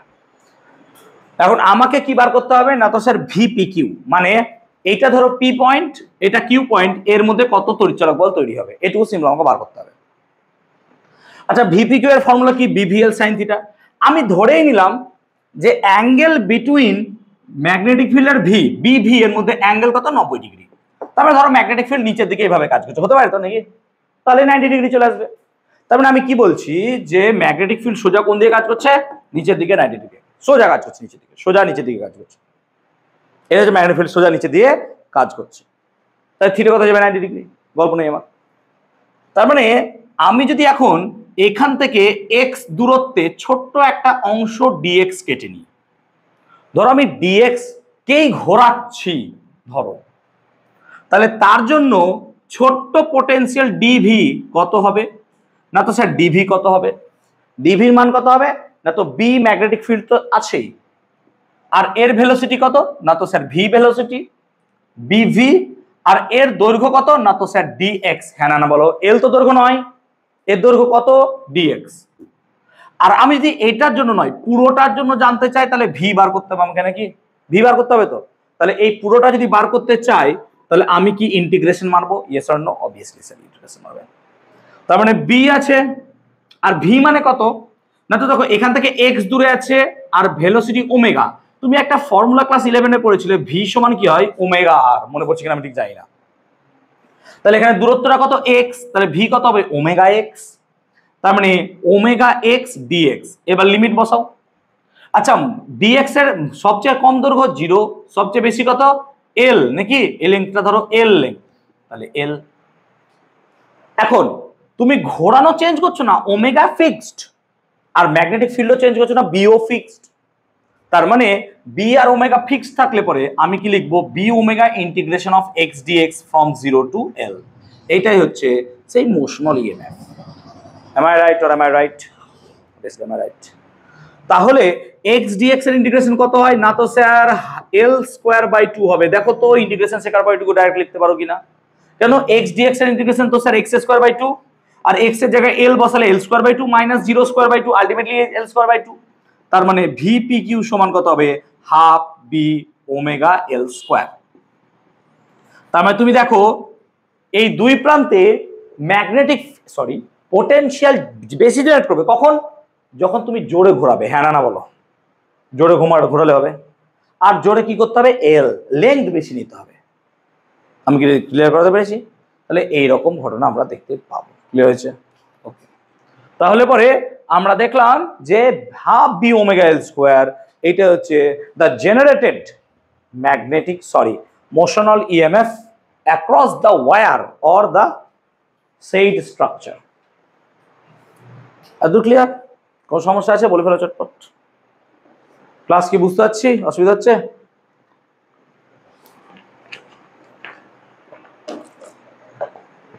ওকে, চলো তাহলে একটু মিটিয়ে দিই। এবার আমরা পড়ব এডি কারেন্ট, ঘূর্ণি প্রবাহ বা এডি কারেন্ট। ঘূর্ণি প্রবাহ বা eddy current. What is eddy current? Eddy কারেন্টটা কি? দেখো আমরা যখন ট্রান্সফরমার বা এগুলো ইউজ করি আমরা পুরো কনসেপ্টটাকেই কাজে লাগাই আবেশের। আবেশ মানে যেখানে কি হচ্ছে কোনো টাচ হবে না, দুটো ওয়্যারের মধ্যে কোনো টাচ নাই, অথচ পোটেনশিয়াল। দেখো আমরা এখানে কিছু টাচ করাচ্ছি কারোর সাথে, ম্যাগনেটিক ফিল্ড দিচ্ছি, আমি কি পাচ্ছি? তড়িৎ পাচ্ছি। তড়িৎই তো, পোটেনশিয়াল মানে তো অ্যাকচুয়ালি তড়িৎই পাচ্ছ তুমি। তার মানে আমি এখানে কোনো টাচ করাচ্ছি না, অথচ সেখানে কি পেয়ে যাচ্ছি? ম্যাগনেটিক ফিল্ড পেয়ে যাচ্ছি। এটাকে বলবো আমরা তড়িৎ চুম্বকীয় আবেশ। আমরা একটু আগে উদাহরণটা দিয়েছিলাম যে বন্ধুকে নিয়ে, যে তোমার বন্ধু তোমার সঙ্গে টাচে নেই অথচ সে তোমাকে পুরোপুরি কন্ট্রোল করছে, অথচ তোমাকে ভোটকে দিচ্ছে। ঠিক আছে, তুমি দেখছো ও প্রেম করছে, চলো আমি কেন করবো না, আমিও করি, লাইক দ্যাট। এটা চিন্তা ভাবনাটা এরকম যে ও সিগারেট খাচ্ছে, আমি কেন সিগারেট খাচ্ছি না, আমিও খাবো, চলো। আমার বন্ধু খেলে আমি কেন খাবো না, আমার বন্ধু ফার্স্ট হচ্ছে না, আমি ফার্স্ট হবো না। এই জায়গাটাই আলাদা। বন্ধু ফার্স্ট হোক, কিন্তু বাকি সমস্ত চিন্তা ভাবনা আমি বন্ধুর নেব। ঠিক আছে, সেই বন্ধু দুটো বিয়ে করেছে, আমিও দুটো বিয়ে করবো, লাইক দ্যাট। তুই দুটো করলে আমি কেন করতে পারবো না? তুই 4টে ডিভোর্স করেছিস, আমি 8টা ডিভোর্স করবো। কম্পিটিশন বন্ধুর সাথে আমার, কে কটা বিয়ে করতে পারে, কে কটা ডিভোর্স হতে পারে। কম্পিটিশনটা যদি এরকম হয়ে যায় কে কটা বাচ্চা নিতে পারে, বাস তাহলে মুশকিল, তাহলে মুশকিল হয়ে গেল। তাহলে বউ কি করবে? কোন এক জায়গায় ছুরি চাকু নিয়ে আসবে, চল তুই ঘুমা, তারপর তোকে দেখছি আমি। গলা কাটবে তো অবভিয়াসলি, হোয়াটএভার, সেসব কথা আর ছেড়ে দিলাম। তাই আমি আবেশ নিয়ে বলছিলাম। আচ্ছা, এডি কারেন্টে আমরা কি বলছিলাম? যে যখনই আমরা কি করব, কোনো ম্যাগনেটিক ফিল্ডের মধ্যে কোনো একটা ওয়্যারকে রাখছি বা একটা কন্ডাক্টিং লুপকে রাখছি, সেখানে কি তৈরি হচ্ছে? একটা আবেশের জন্য প্রবাহ। এখন লুপটা যদি মোটা হয়, ধরো একটা কিউব আকারের ঘনক, সে একটা কিউব আকারের ঘনক, এটা একটা লোহা, ধরো এরকম মোটা লোহা, তার দৈর্ঘ্য আছে, প্রস্থ আছে, উচ্চতা আছে, সব আছে, কিউব। তখন দেখা যায় একে যদি একটা ভ্যারিয়েবল ম্যাগনেটিক ফিল্ডের মধ্যে রাখা যায়, পরিবর্তনশীল চৌম্বক ক্ষেত্র, তখন দেখা যায় এর মধ্যে একটা এরকম করে লুপে কারেন্ট ফ্লো করে, এরকম করে একটা লুপে কারেন্ট ফ্লো করে। দেখিস, হিপনোটাইজ হয়ে যাস না। এবারে লুপে কারেন্ট ফ্লো করে, এইভাবে হিপনোটাইজ করার সময় এই টাইপের জিনিস দিয়ে। এই তোরা তো সাইকোলজি পড়ছিস, তোরা জানবি এসব। হিপনোটাইজ করতে পারিস না? এই জিনিস সাইকোলজি পড়ে হিপনোটাইজ শিখলি না? এটা আগে শেখ যে দিদি আমাকে হিপনোটাইজ শেখান, দিদিকে হিপনোটাইজ করে সারা 2 ঘন্টা বসিয়ে রাখবি, বাড়ি পেলে আসবি, সুন্দর হয়ে যাবে। তুই হিপনোটাইজ শিখে হিপনোটাইজটা ওর উপরে অ্যাপ্লাই করবি। আমি হয়তো খেতাম না, এখন হিপনোটাইজ আমাকে করে নিদিস, আমি চুপটা দাঁড়িয়ে থাকতাম, চল গল্প করি, এমন জায়গাতে বাড়ি ফেলে যায়। হিপনোটাইজ আছে, এই চলো হিপনোটাইজ শেষ, বাড়ি যাবো। এইচএস পরীক্ষায় সব গার্ডকে হিপনোটাইজ করছি, চলো হোয়াটএভার। ওকে ওকে ওকে। তাহলে এইভাবে লুপে একটা কারেন্ট ফ্লো করতে থাকে ভাই, এরকম লুপে কারেন্ট ফ্লো করছে। তাহলে দেখো তুমি, এত বড় লুপের কারেন্ট যদি ফ্লো করতে থাকে, তাহলে ভাই এখানে কি হবে, আমরা জানি H = I²RT নাকি বাই জে। তার মানে তুমি দেখতে পাচ্ছ I এর মানের জন্য এখানে তাপ উৎপন্ন হতে থাকবে, তাপের জন্য তাপ ক্ষয় হবে। এত বড় লুপ একাই চলছে, তার মানে এখানে তাপ ক্ষয়ের পরিমাণ বেড়ে যাবে। আর তাপ ক্ষয়ের পরিমাণ বাড়তে থাকলে এটা আস্তে আস্তে কি হবে, বেশি পরিমাণে হিটেড, গরম হতে শুরু করবে, যেটা আমাদের কাম্য নয় যদি আমরা কোনো জায়গায় এটা বানাই। এবার কোনো জায়গায় যদি এর জন্য তাপ তৈরি করতে চাই সেটা আলাদা কথা। এটা কি আমরা করি? হ্যাঁ করি, বাড়িতেই করি। কি বলতো, ইন্ডাকশন কুকার, আইসি। ইন্ডাকশন কুকারে কি করা হয়, তলের যে প্লেট থাকে, এরকম একটা প্লেট, এর তলে দেখবে একটা কয়েল দেওয়া থাকে, খুব ভালো করে দেখলে পরে দেখবে। এর উপর আমরা কি করি, আমরা ওই স্টিলের, অ্যালুমিনিয়াম হবে না, স্টিল, লোহা, স্টিলের কোন একটা পাত্রকে এখানে রাখি। অ্যালুমিনিয়াম দিলে কি হবে বলতো, অ্যালুমিনিয়াম সামান্য বিকর্ষণ হয়, সেজন্য ও লাফিয়ে পালিয়ে যাবে। অ্যালুমিনিয়াম দেওয়া যাবে না। এবার অ্যালুমিনিয়াম হাঁড়ি চাপালে নিশ্চয়ই লাভ হবে না, কেন, অ্যালুমিনিয়াম হাঁড়ি। এবার এর উপর কি দেবো, লোহা দেবো, মানে স্টিল। আমার বাড়িতে ইন্ডাকশন আছে, স্টিল দিলাম। স্টিলের মধ্যে কি হবে, এরকম ঘূর্ণি প্রবাহ হবে, আর ঘূর্ণি প্রবাহ হলে পরে সেখানে কি তৈরি হবে, হিট তৈরি হবে, আস্তে আস্তে কি হবে, গরম হবে। কিন্তু এই কারেন্ট যেহেতু লুপে থাকছে এবং ওর মধ্যেই থাকছে, আমার দেহ দিয়ে প্রবাহ হচ্ছে না, তাই আমি হাত দিলেও কি লাগবে না, আমাকে শক লাগবে না। আলটিমেটলি ইন্ডাকশন কুকার তাহলে এই মেথডে কাজ করে, ইয়েস। তাহলে ঘূর্ণি কিচ্ছু কি হবে, কিছুই না, তুই তো কানেকশনই নাই কারেন্টের সাথে তোর। সে অনেকের মনে থাকে যেখানে হাত দিলে সারলো, নাই তো, তো উপরে তো প্লাস্টিক বা কাঁচ বা যা ইচ্ছে ওই প্লেট দেওয়া থাকে, তার নিচে কয়েল দেবে। তুমি যদি সাবাসি মেরে ওইটাকে ভেঙে কয়েলে হাত দাও সেটা আলাদা কথা, ঠিক আছে। তুমি যদি উড়তা হওয়া তীর নিজের পিছনে নিতে চাও, যে ঠিক আছে এসো দাও, ঠিক আছে, তাহলে আলাদা কথা। ওকে, তাহলে এরকম কয়েল দেওয়া থাকে, এর ওপর ওই লোহা দিলে পরে কি হবে, এইভাবে ইন্ডাকশন হয়। তার মানে ডাইরেক্ট কারেন্ট কি টাচ হচ্ছে না। এবার তুমি সেই মেথডটাকে অ্যাপ্লাই করতে চাইছো, বলছো এই কয়েলটাকে খুলে ওখানে লাগিয়ে দেবো, তার মানে কি কয়েলের ওপর আমি লোহাটাকে বসিয়ে দেবো, তাহলে হবে না। কেন হবে না, কারণ এখানে কি হবে, প্রচুর পরিমাণে কারেন্ট ফ্লো করতে শুরু করবে। সো ওইটা নয়, আমরা ডাইরেক্ট কি নেবো, এখান থেকে এইভাবে প্লেটে দেবো, ইন্ডাকশন মেথডে করবো। তাহলে এটার সুবিধা কি আছে, ইয়েস আছে, কিন্তু অসুবিধাও তো বিশাল আছে। তার মানে দেখো, একটা জিনিসের কোনো জায়গায় অসুবিধা আছে মানে তার সুবিধা থাকবে না এরকম কোনো নাই। আবার সিমিলারলি একটা জিনিসের সুবিধা আছে মানে তার অসুবিধাও থাকবে না এটা নয়। যেমন ধরো চা, মানুষ চা খেতে পছন্দ করে, আমার যেমন চায়ের প্রতি একটা আলাদা ভালোবাসা আছে, ঠিক আছে। যে আমার একটা টিউশন ব্যাচ পড়ানোর পর বা মাঝে আমার চা খেতে হয়, ভালো লাগে। এবার আমাকে আমার বউ বাড়িতে সবাই বলে কি, চা খেলে পরে কিডনি খারাপ হবে, লিভার খারাপ হবে, হ্যাঁ বেশি চিনি খাওয়া যাবে না। আমরা চিনি কম খাবো, তাও চা খাবো, চা খাওয়া ছাড়াতে পারবো না আমি, ঠিক আছে। আমার তো অন্য কোনো নেশা নাই, না সিগারেট বিড়ি এগুলো কিছু খাই আমি, নাথিং কিছু খাই না, তো ওই চাটুকুই আমার চলে। তো যে না চা খেলে এই হবে ওই হবে, দিয়ে পরে একটা রিসার্চে দেখা গেছে চায়ের ট্যানিন কি করে, শরীরে ক্যান্সার প্রতিরোধ করে। যে আমি ওই আর্টিকেলটা দেখলাম, বলছি আর্টিকেলটা ভুল, এবার আমি আর কি করবো, এবার আমি আর কি করবো। তো কি করে বোঝাবো, বলছে এই আর্টিকেল তোমার জন্য বিশেষ করে পাবলিশ করা হয়েছে হয়তো। সো চায়ের খারাপ দিক আছে অবভিয়াসলি। এবার তুমি সারা দিনে 1 লিটার চা খাচ্ছ, তারপরে তোমার তো ক্ষতি হবেই, ক্ষতি হবেই। যেমন আমাদেরকে বলা হয় চিনি খাওয়া মানে তুমি মোটা হবে না, ভুল। চিনি খেলে মোটা হবে না। এবার চিনি খাচ্ছ কিভাবে সেটা তো দেখো। তোমার মন হলো 1 কাপ চিনি খেয়ে নি, বাহ, মানে তোমার মন হলো বাড়ি গিয়ে একটু চিনি খাই, এইভাবে তো ভাই তোমার চিনি।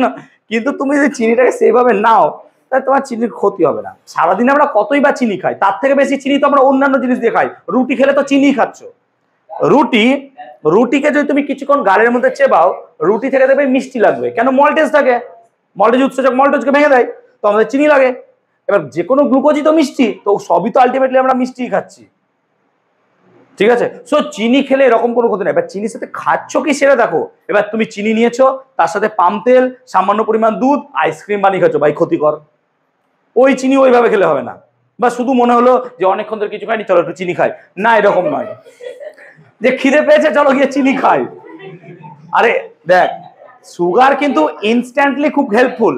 তো এখন খিদে পেয়েছে, তো তুই একটু চিনি খেলে তুই ইনস্ট্যান্ট সুগার পাবি, ইনস্ট্যান্ট সেজন্য তোর শক্তি পাবি। সেজন্য আমরা বলি কি, যে যারা স্পোর্টসম্যান তারা দেখবি কিন্তু বোতলে চিনি খায় অ্যাকচুয়ালি, কারণ ছোটার পর গ্লুকোজ দরকার তাই তাদের। যে অনেকে কি হয়, কলা খায়, কলার মধ্যে ইনস্ট্যান্ট প্রচুর পরিমাণে এরকম মিনারেলস থাকে যেগুলো খুব হেল্পফুল হয়।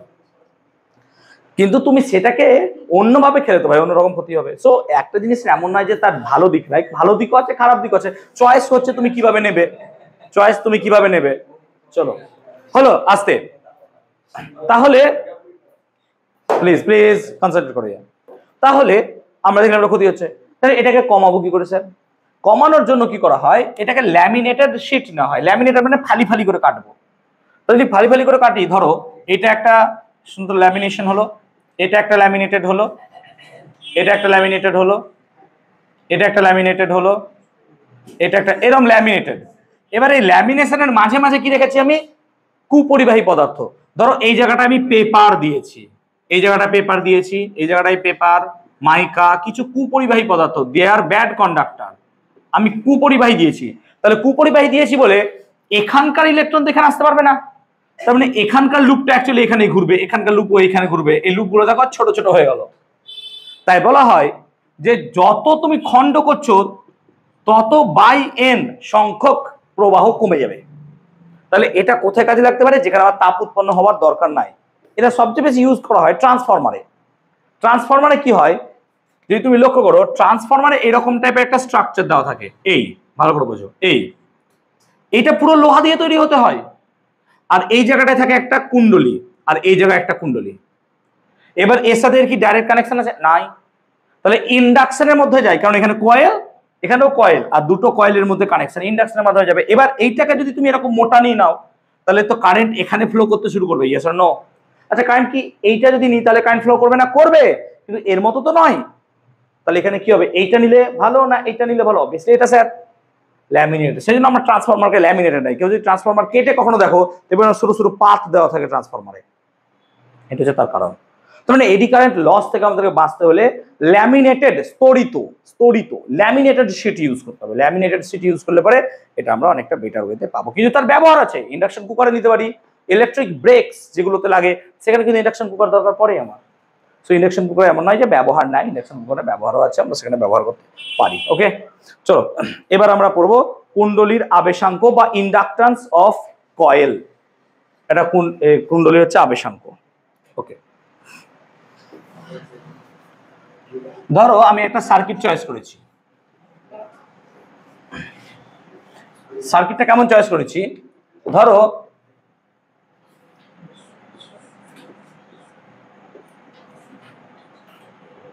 এই একটা সার্কিট চয়েস করেছি, এটা একটা কয়েল। এখন এর মধ্যে কি হচ্ছে, পরিবর্তী প্রবাহ যাচ্ছে, আর পরিবর্তী প্রবাহের একটা বাজে গুণ কি, তার মান আর অভিমুখ সময়ের সঙ্গে সঙ্গে পাল্টায়, মানে ভ্যারিয়েবল। সো এখানে দেখো ভ্যারিয়েবল ফিল্ডের জন্য এখানে ম্যাগনেটিক ফিল্ডটা জেনারেট হবে, তো এখানে একটা চৌম্বক ক্ষেত্র পাবো, তো এই চৌম্বক ক্ষেত্রটাও কি হবে, ভ্যারিয়েবল হবে, yes or no? Variable magnetic field হয়ে গেল। আর ভ্যারিয়েবল ম্যাগনেটিক ফিল্ডের মধ্যে তুমি কয়েল রাখছো, তাহলে এই জায়গাটায় কি হবে, ওই ঘূর্ণি প্রবাহের মতো একটা কি তৈরি হবে, কারেন্ট তৈরি হবে। আমি কি বোঝাতে পেরেছি ব্যাপারটা? তাহলে আমি এখানে এসি পাঠাচ্ছি বলে ভ্যারিয়েবল ম্যাগনেটিক ফিল্ড ক্রিয়েট হচ্ছে। ভ্যারিয়েবল ম্যাগনেটিক ফিল্ডের জন্য এই জায়গাটা কি হচ্ছে, একটা বিপরীত প্রবাহ, অর্থাৎ কানেকশন বা কারেন্ট যেদিকে আমি ফ্লো করাতে চাইছি তার অপোজিট দিকে একটা কারেন্ট অটোমেটিক্যালি জেনারেট হয়ে যাচ্ছে। এটাকে বলবো সাবেস, সেলফ ইন্ডাকট্যান্স।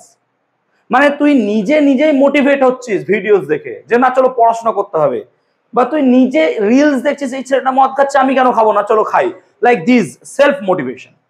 যদি এটা অন্যায় করো না এসব কিছু, ওটা আগেরটা ভালো, তুমি নিটের দেখো, ঠিক আছে, খুব ভালো। না আমাদের এরকম অনেক স্টুডেন্ট আছে যারা স্ট্যাটাস দেয় শুধুমাত্র যে কি করে আইআইটি যেতে হবে, কি করে নিট যেতে হবে, কিন্তু পড়াশোনা কতটা করে আমি জানি না, ও স্ট্যাটাস দেয় খুব ভালো, লোককে মোটিভেট করে যে তুমিও পড়ো আইআইটির জন্য। ওর কাজ হচ্ছে কি, ওর কাজ হচ্ছে স্ট্যাটাস দেওয়া যে আইআইটি যাওয়ার ড্রিম, আমার ড্রিম, কিন্তু ও স্ট্যাটাস দিচ্ছে সারাদিনে 10টা, এডিট করতে সময় নিচ্ছে 2 ঘন্টা, দিয়েও আইআইটি যাবে। আর যে অ্যাকচুয়াল আইআইটি যাবে সে ওই টাইমে পড়াশোনা করছে। সো সেলফ মোটিভেট করো ভালো, কিন্তু সেলফ মোটিভেশন এত পিছনে পাগল হয়ে যাও না যে সব টাইম তুমি মোটিভেশনই দিচ্ছ, তোমার পড়াশোনা কিছু হচ্ছে না, এরকম প্লিজ করো না। আমাদেরও মাঝে মাঝে মোটিভেশন দরকার হয়, যেমন আমার মাঝে মাঝে খুব কষ্ট হয় এক সময়, যেমন আজ খুব কষ্ট হয়েছে আমার প্রচুর, মানে এত পড়ানো থাকে বা এই থাকে, বা কালকের ব্যাচে, কালকে 9-এর ব্যাচে পড়িয়েছি, 10-এর ব্যাচে, এবার মোমেন্ট অফ ইনার্শিয়া পড়াতে কষ্ট হয়, এগুলো পড়তে কষ্ট হয়, ব্রেনে একটা প্রেসার পড়ে মোমেন্ট অফ ইনার্শিয়া পড়াতে গেলে, আবেশ বা এসি যখন পড়াবো এগুলোর উপরে আমার প্রেসার পড়ে, কিন্তু অন্য চ্যাপ্টার প্রেসার পড়ে না। ইলেকট্রোম্যাগনেটিজমে কি প্রেসার পড়বে, তো গড় গড় পড়ে দিব, কিছুই নাই। কিন্তু এগুলোতে কি হয়, প্রেসার পড়ে, কারণ এগুলো প্রচুর কনসেপচুয়াল জিনিস আছে। তো কিছু কিছু জায়গায় সেখানে কষ্ট হয়, তখন নিজের মোটিভেশন কি, হয়তো দুটো গান শুনলাম, মোটিভেট হয়ে গেলাম যে ঠিক আছে চলো এবার ঠিক আছে, অসুবিধা নেই, এবার রিল্যাক্স হয়ে গেলাম, ঠিক আছে, এবার তোমাদের মোটিভেশন কি করে কাটে তোমরা সেটা জানো, হোয়াটএভার। তো আমি এখানে কি বললাম যে এখানে ম্যাগনেটিক আসতে এখানে ম্যাগনেটিক ফ্লাক্স জেনারেট হবে। কেন ম্যাগনেটিক ফ্লাক্স জেনারেট হবে? কারণ ভাই যদি ম্যাগনেটিক ফিল্ড থাকে আর কুণ্ডলীর কি আছে, এরিয়া আছে, হ্যাঁ না বলো? তো কুণ্ডলীর এরিয়া থাকলে কি হবে? ম্যাগনেটিক ফ্লাক্স জেনারেট হবে।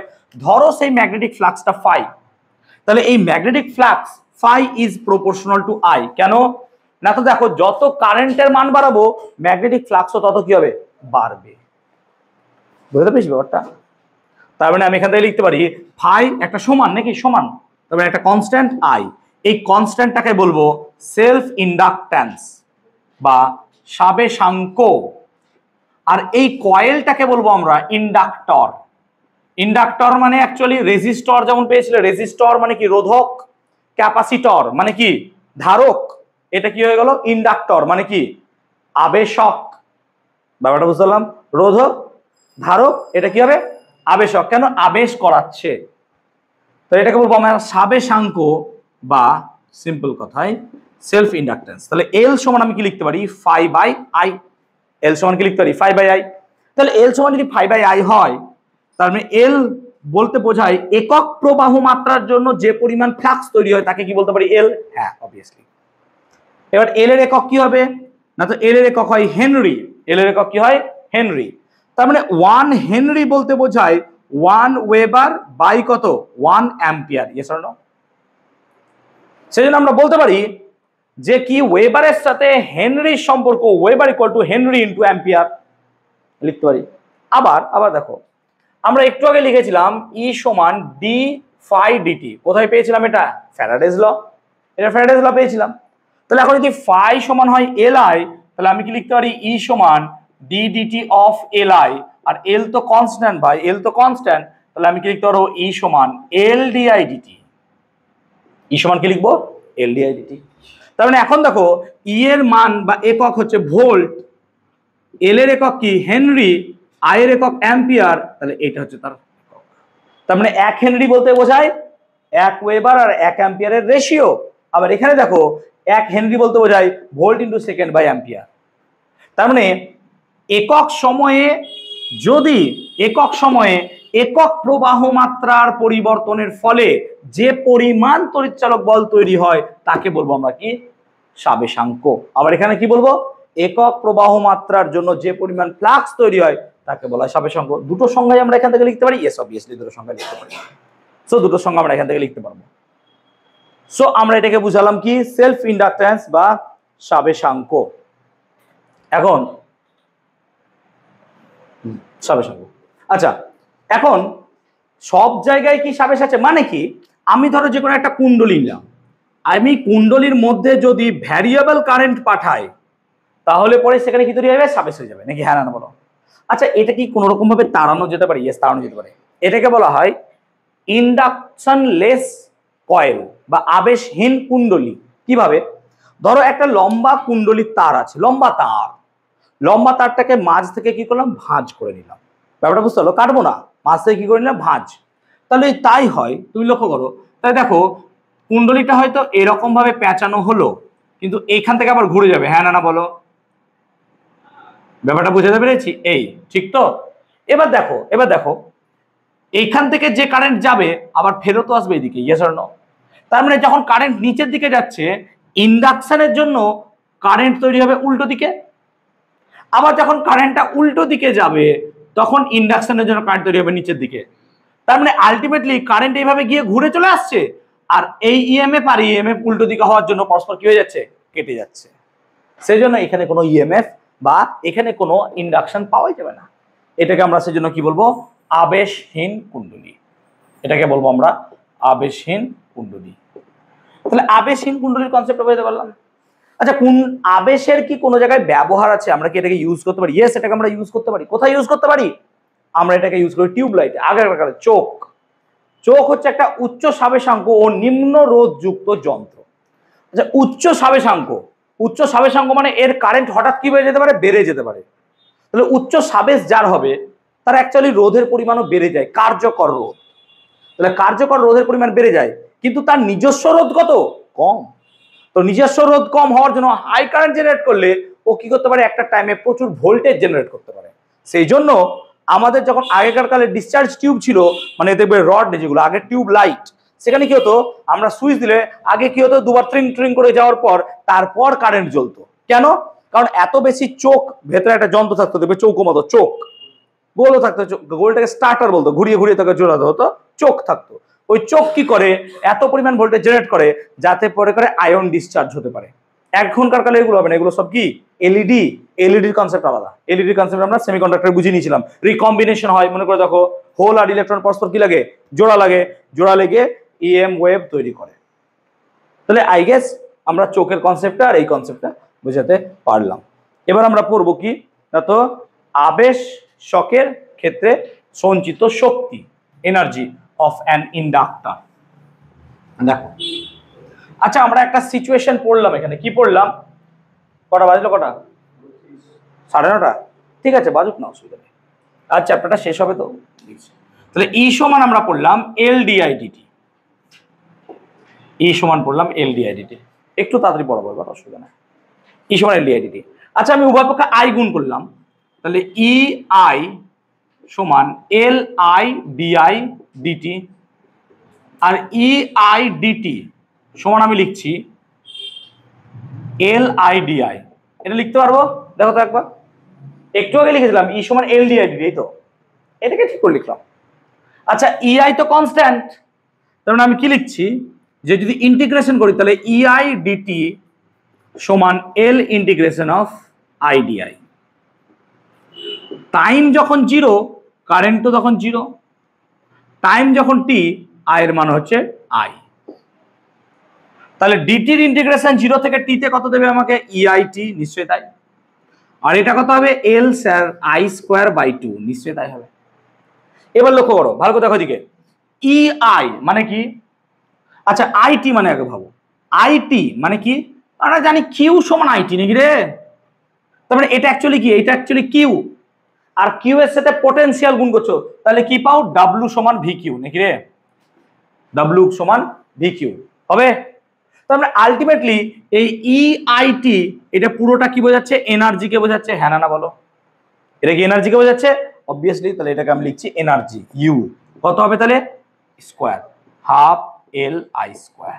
তার মানে আমরা এখানে দেখলাম যে একটা আবেশকের মধ্যে সঞ্চিত শক্তির মান কত হয়, হাফ এল আই স্কোয়ার। তাহলে মনে রাখবো একটা আবেশকের মধ্যে সঞ্চিত শক্তির পরিমাণ কত হয়, half L I square.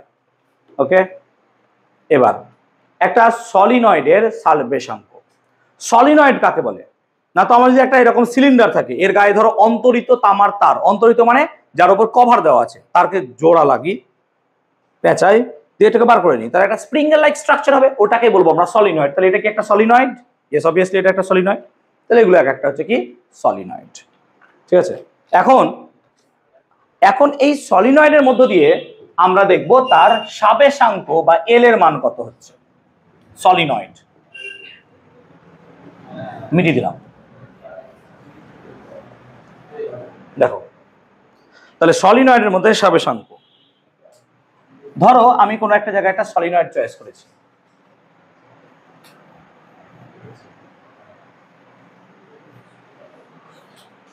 So আমি একটা কি করলাম, সলিনয়েড চয়েস করলাম, say this is a solenoid, বেশি বড় আঁকবো না, ছোট আঁকবো, সলিনয়েড।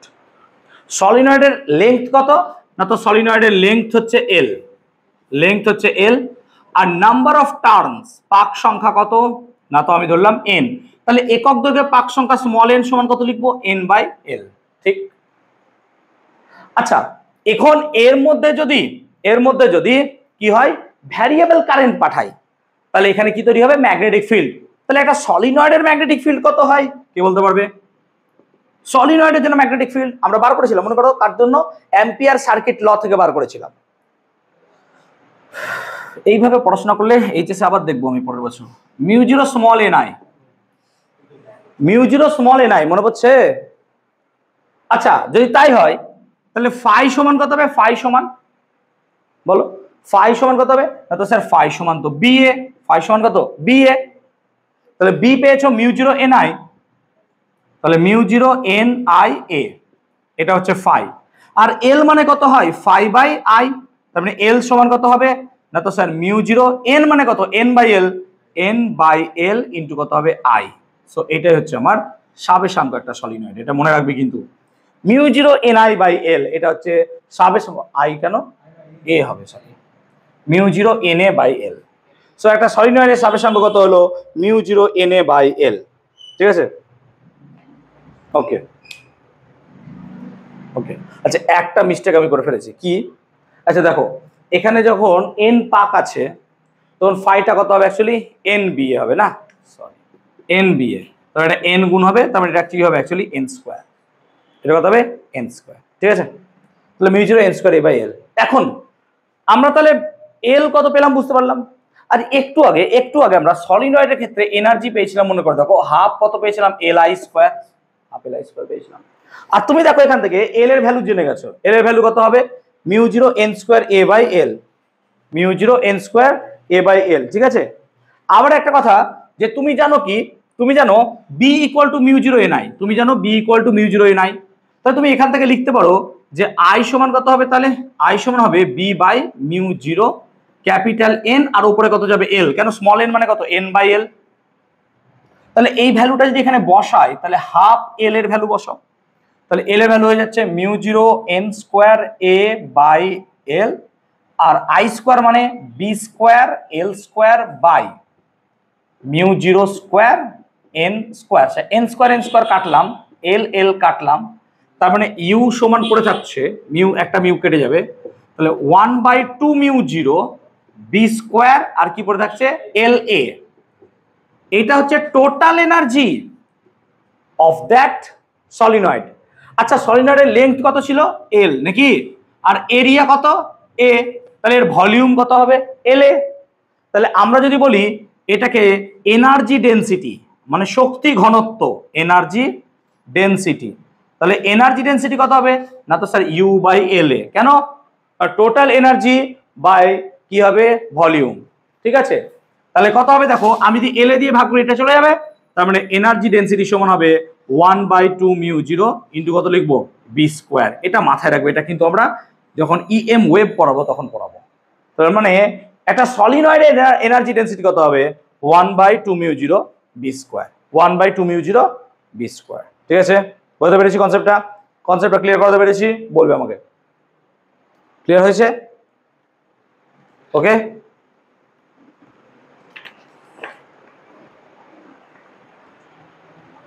এবার পড়বো আমরা মিউচুয়াল ইন্ডাকট্যান্স বা পারস্পরিক আবেশাঙ্ক। পারস্পরিক আবেশ মানে কি, ধরো এখানটাতে একটা কয়েল আছে আর এখানটাতে একটা কয়েল আছে, আচ্ছা এই কয়েলের মধ্যে যদি ভ্যারিয়েবল কারেন্ট পাঠাই তাহলে পরে এখানে একটা ভ্যারিয়েবল ম্যাগনেটিক ফিল্ড তৈরি হবে এবং তার ফলে এই জায়গাটা একটা কি হবে কারেন্ট জেনারেট হবে, ইয়েস অর নো, তাই না।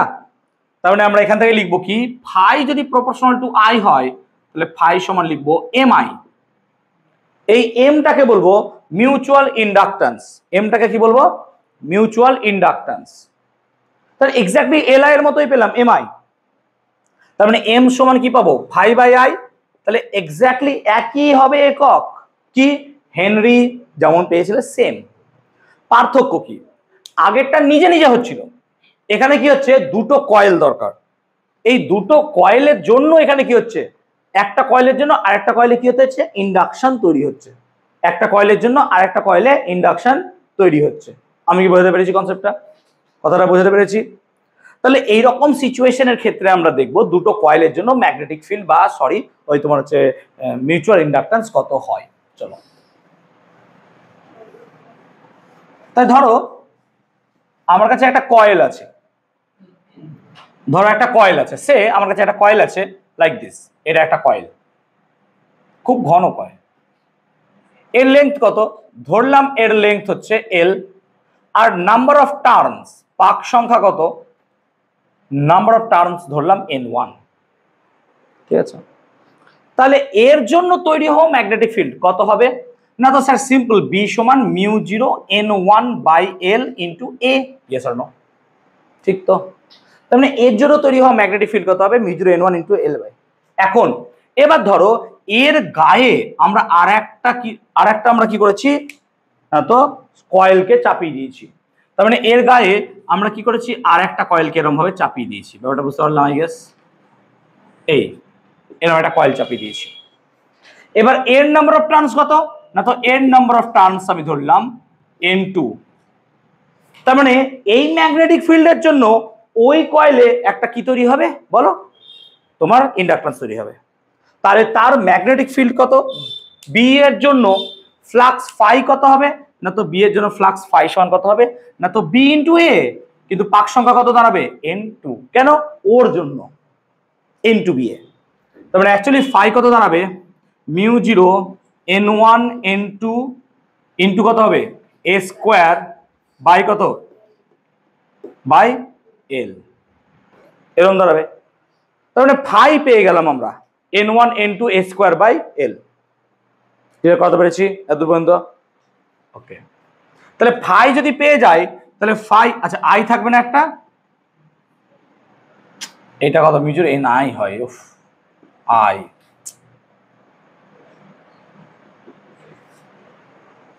তাহলে ফাই সমান কত হয় এম আই, তার মানে এম সমান কত ফাই বাই আই। তাহলে আই কেটে গেলে কত থাকবে, mu zero N1 N2 A by কত হবে এল। ঠিক, এটা কিন্তু এদের নিজেদেরও তো সাবস্ট্যান্স থাকবে বা সাবেশাঙ্ক থাকবে। সাবেশাঙ্কর ফর্মুলা এখনই কি লিখেছিলাম, mu zero N1 square A by L. তারপরে ধরো এর প্রথমটার যদি সাবেশাঙ্ক L1 হয়, তাহলে কি আমি L1 সমান লিখবো mu zero N1 square A by L, হ্যাঁ না বলো। আর দ্বিতীয়টা সাবেশাঙ্ক যদি L2 হয়, তাহলে L2 সমান কি লিখবো, mu zero N2 square A by কি লিখবো এল। এখন তুমি যদি L1 L2 গুণ করো তাহলে কত দাঁড়ায়, দেখো L1 L2 গুণ করে দাঁড়ায় mu zero square N1 square N2 square A square by L square, ঠিক না? এটা সামহাও কেন জানি এরকম মনে হচ্ছে, দেখো mu zero N1 N2 A by L তার স্কোয়ার, আর এটা মানে কি এম, তার মানে সামহাও L1 L2 মানে কত দাঁড়াচ্ছে এম স্কোয়ার, অতএব এম সমান কত রুট ওভার L1 L2। এই প্রুফটা পরীক্ষায় কিন্তু দেয়, এই প্রুফটা কিন্তু পরীক্ষায় দেয়। তো এম সমান রুট ওভার L1 L2, এই প্রুফটা আমাদের দেয়। ঠিক আছে, বুঝতে পেরেছি এত পর্যন্ত? ক্লিয়ার হয়েছে? এত ক্লিয়ার হয়েছে? ওকে, এবার বলবো আমরা সাবেশের সমবায়। তাহলে কম্বিনেশন অফ ইন্ডাক্টর বা আবেশকের সমবায়। দেখো আমরা রোধের সমবায় পড়েছিলাম, মনে করে দেখো কি কি পড়েছিলাম, শ্রেণী সমবায় আর কি সমান্তরাল সমবায়, এই দুটো তো বেসিক্যালি পড়েছিলাম, আর একটা পড়েছিলাম মিশ্র সমবায়। তো আমরা শ্রেণী সমবায়টা পড়ি, মিশ্র সমবায় নিজেই বাড়িতে বানাতে পারবো, অসুবিধা নাই। শ্রেণী সমবায়টা পড়ি আগে। দেখো ধরো তিনটে ইন্ডাক্টর আছে, তিনটে ইন্ডাক্টরকে আমি পরপর শ্রেণী সমবায় রেখেছি। ধরো এটা একটা ইন্ডাক্টর, আর এটা একটা ইন্ডাক্টর, এটা একটা ইন্ডাক্টর, এদেরকে আমি কি করেছি পরপর তিনটে শ্রেণীতে রেখেছি। এর মধ্যে দিয়ে ধরো আই কারেন্ট যাচ্ছে। এবার তোমরা জানো শ্রেণী সমবায় সবার মধ্যে কারেন্ট কি যাবে আই, কিন্তু এর ইন্ডাক্ট্যান্স হচ্ছে L1, এর L2, এর L3।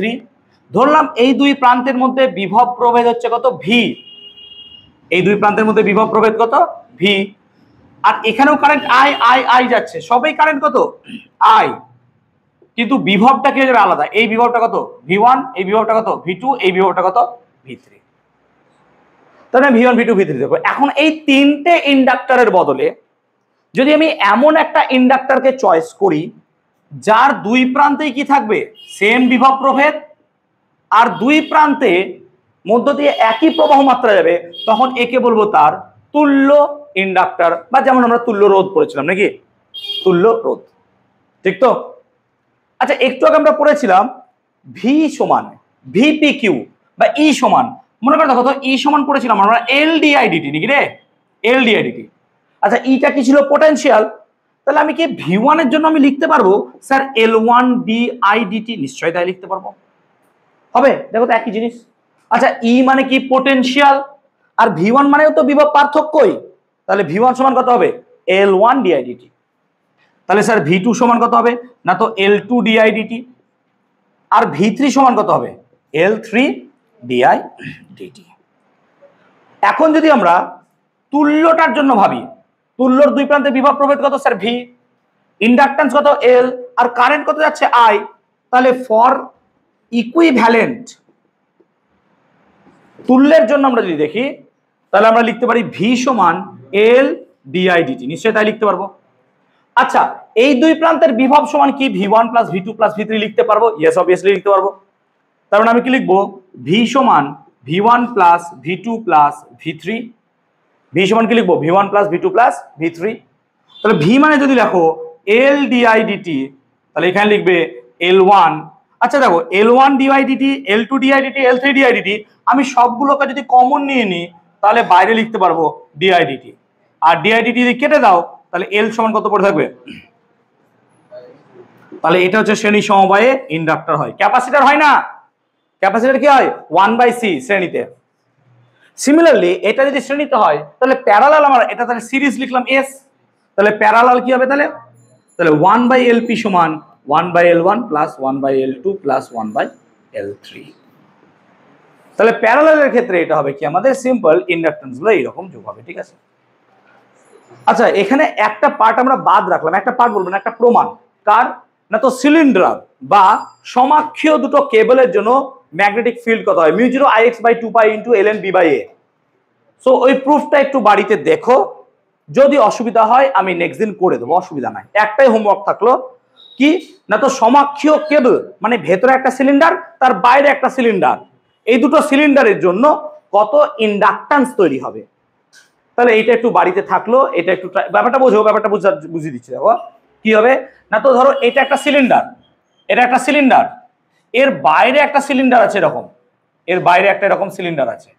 এই সিলিন্ডারের জন্য দুটোর জন্য ধরো এর রেডিয়াস A, এর রেডিয়াস হচ্ছে B, তার জন্য এখানে আমাদের ইন্ডাকট্যান্স কত হবে?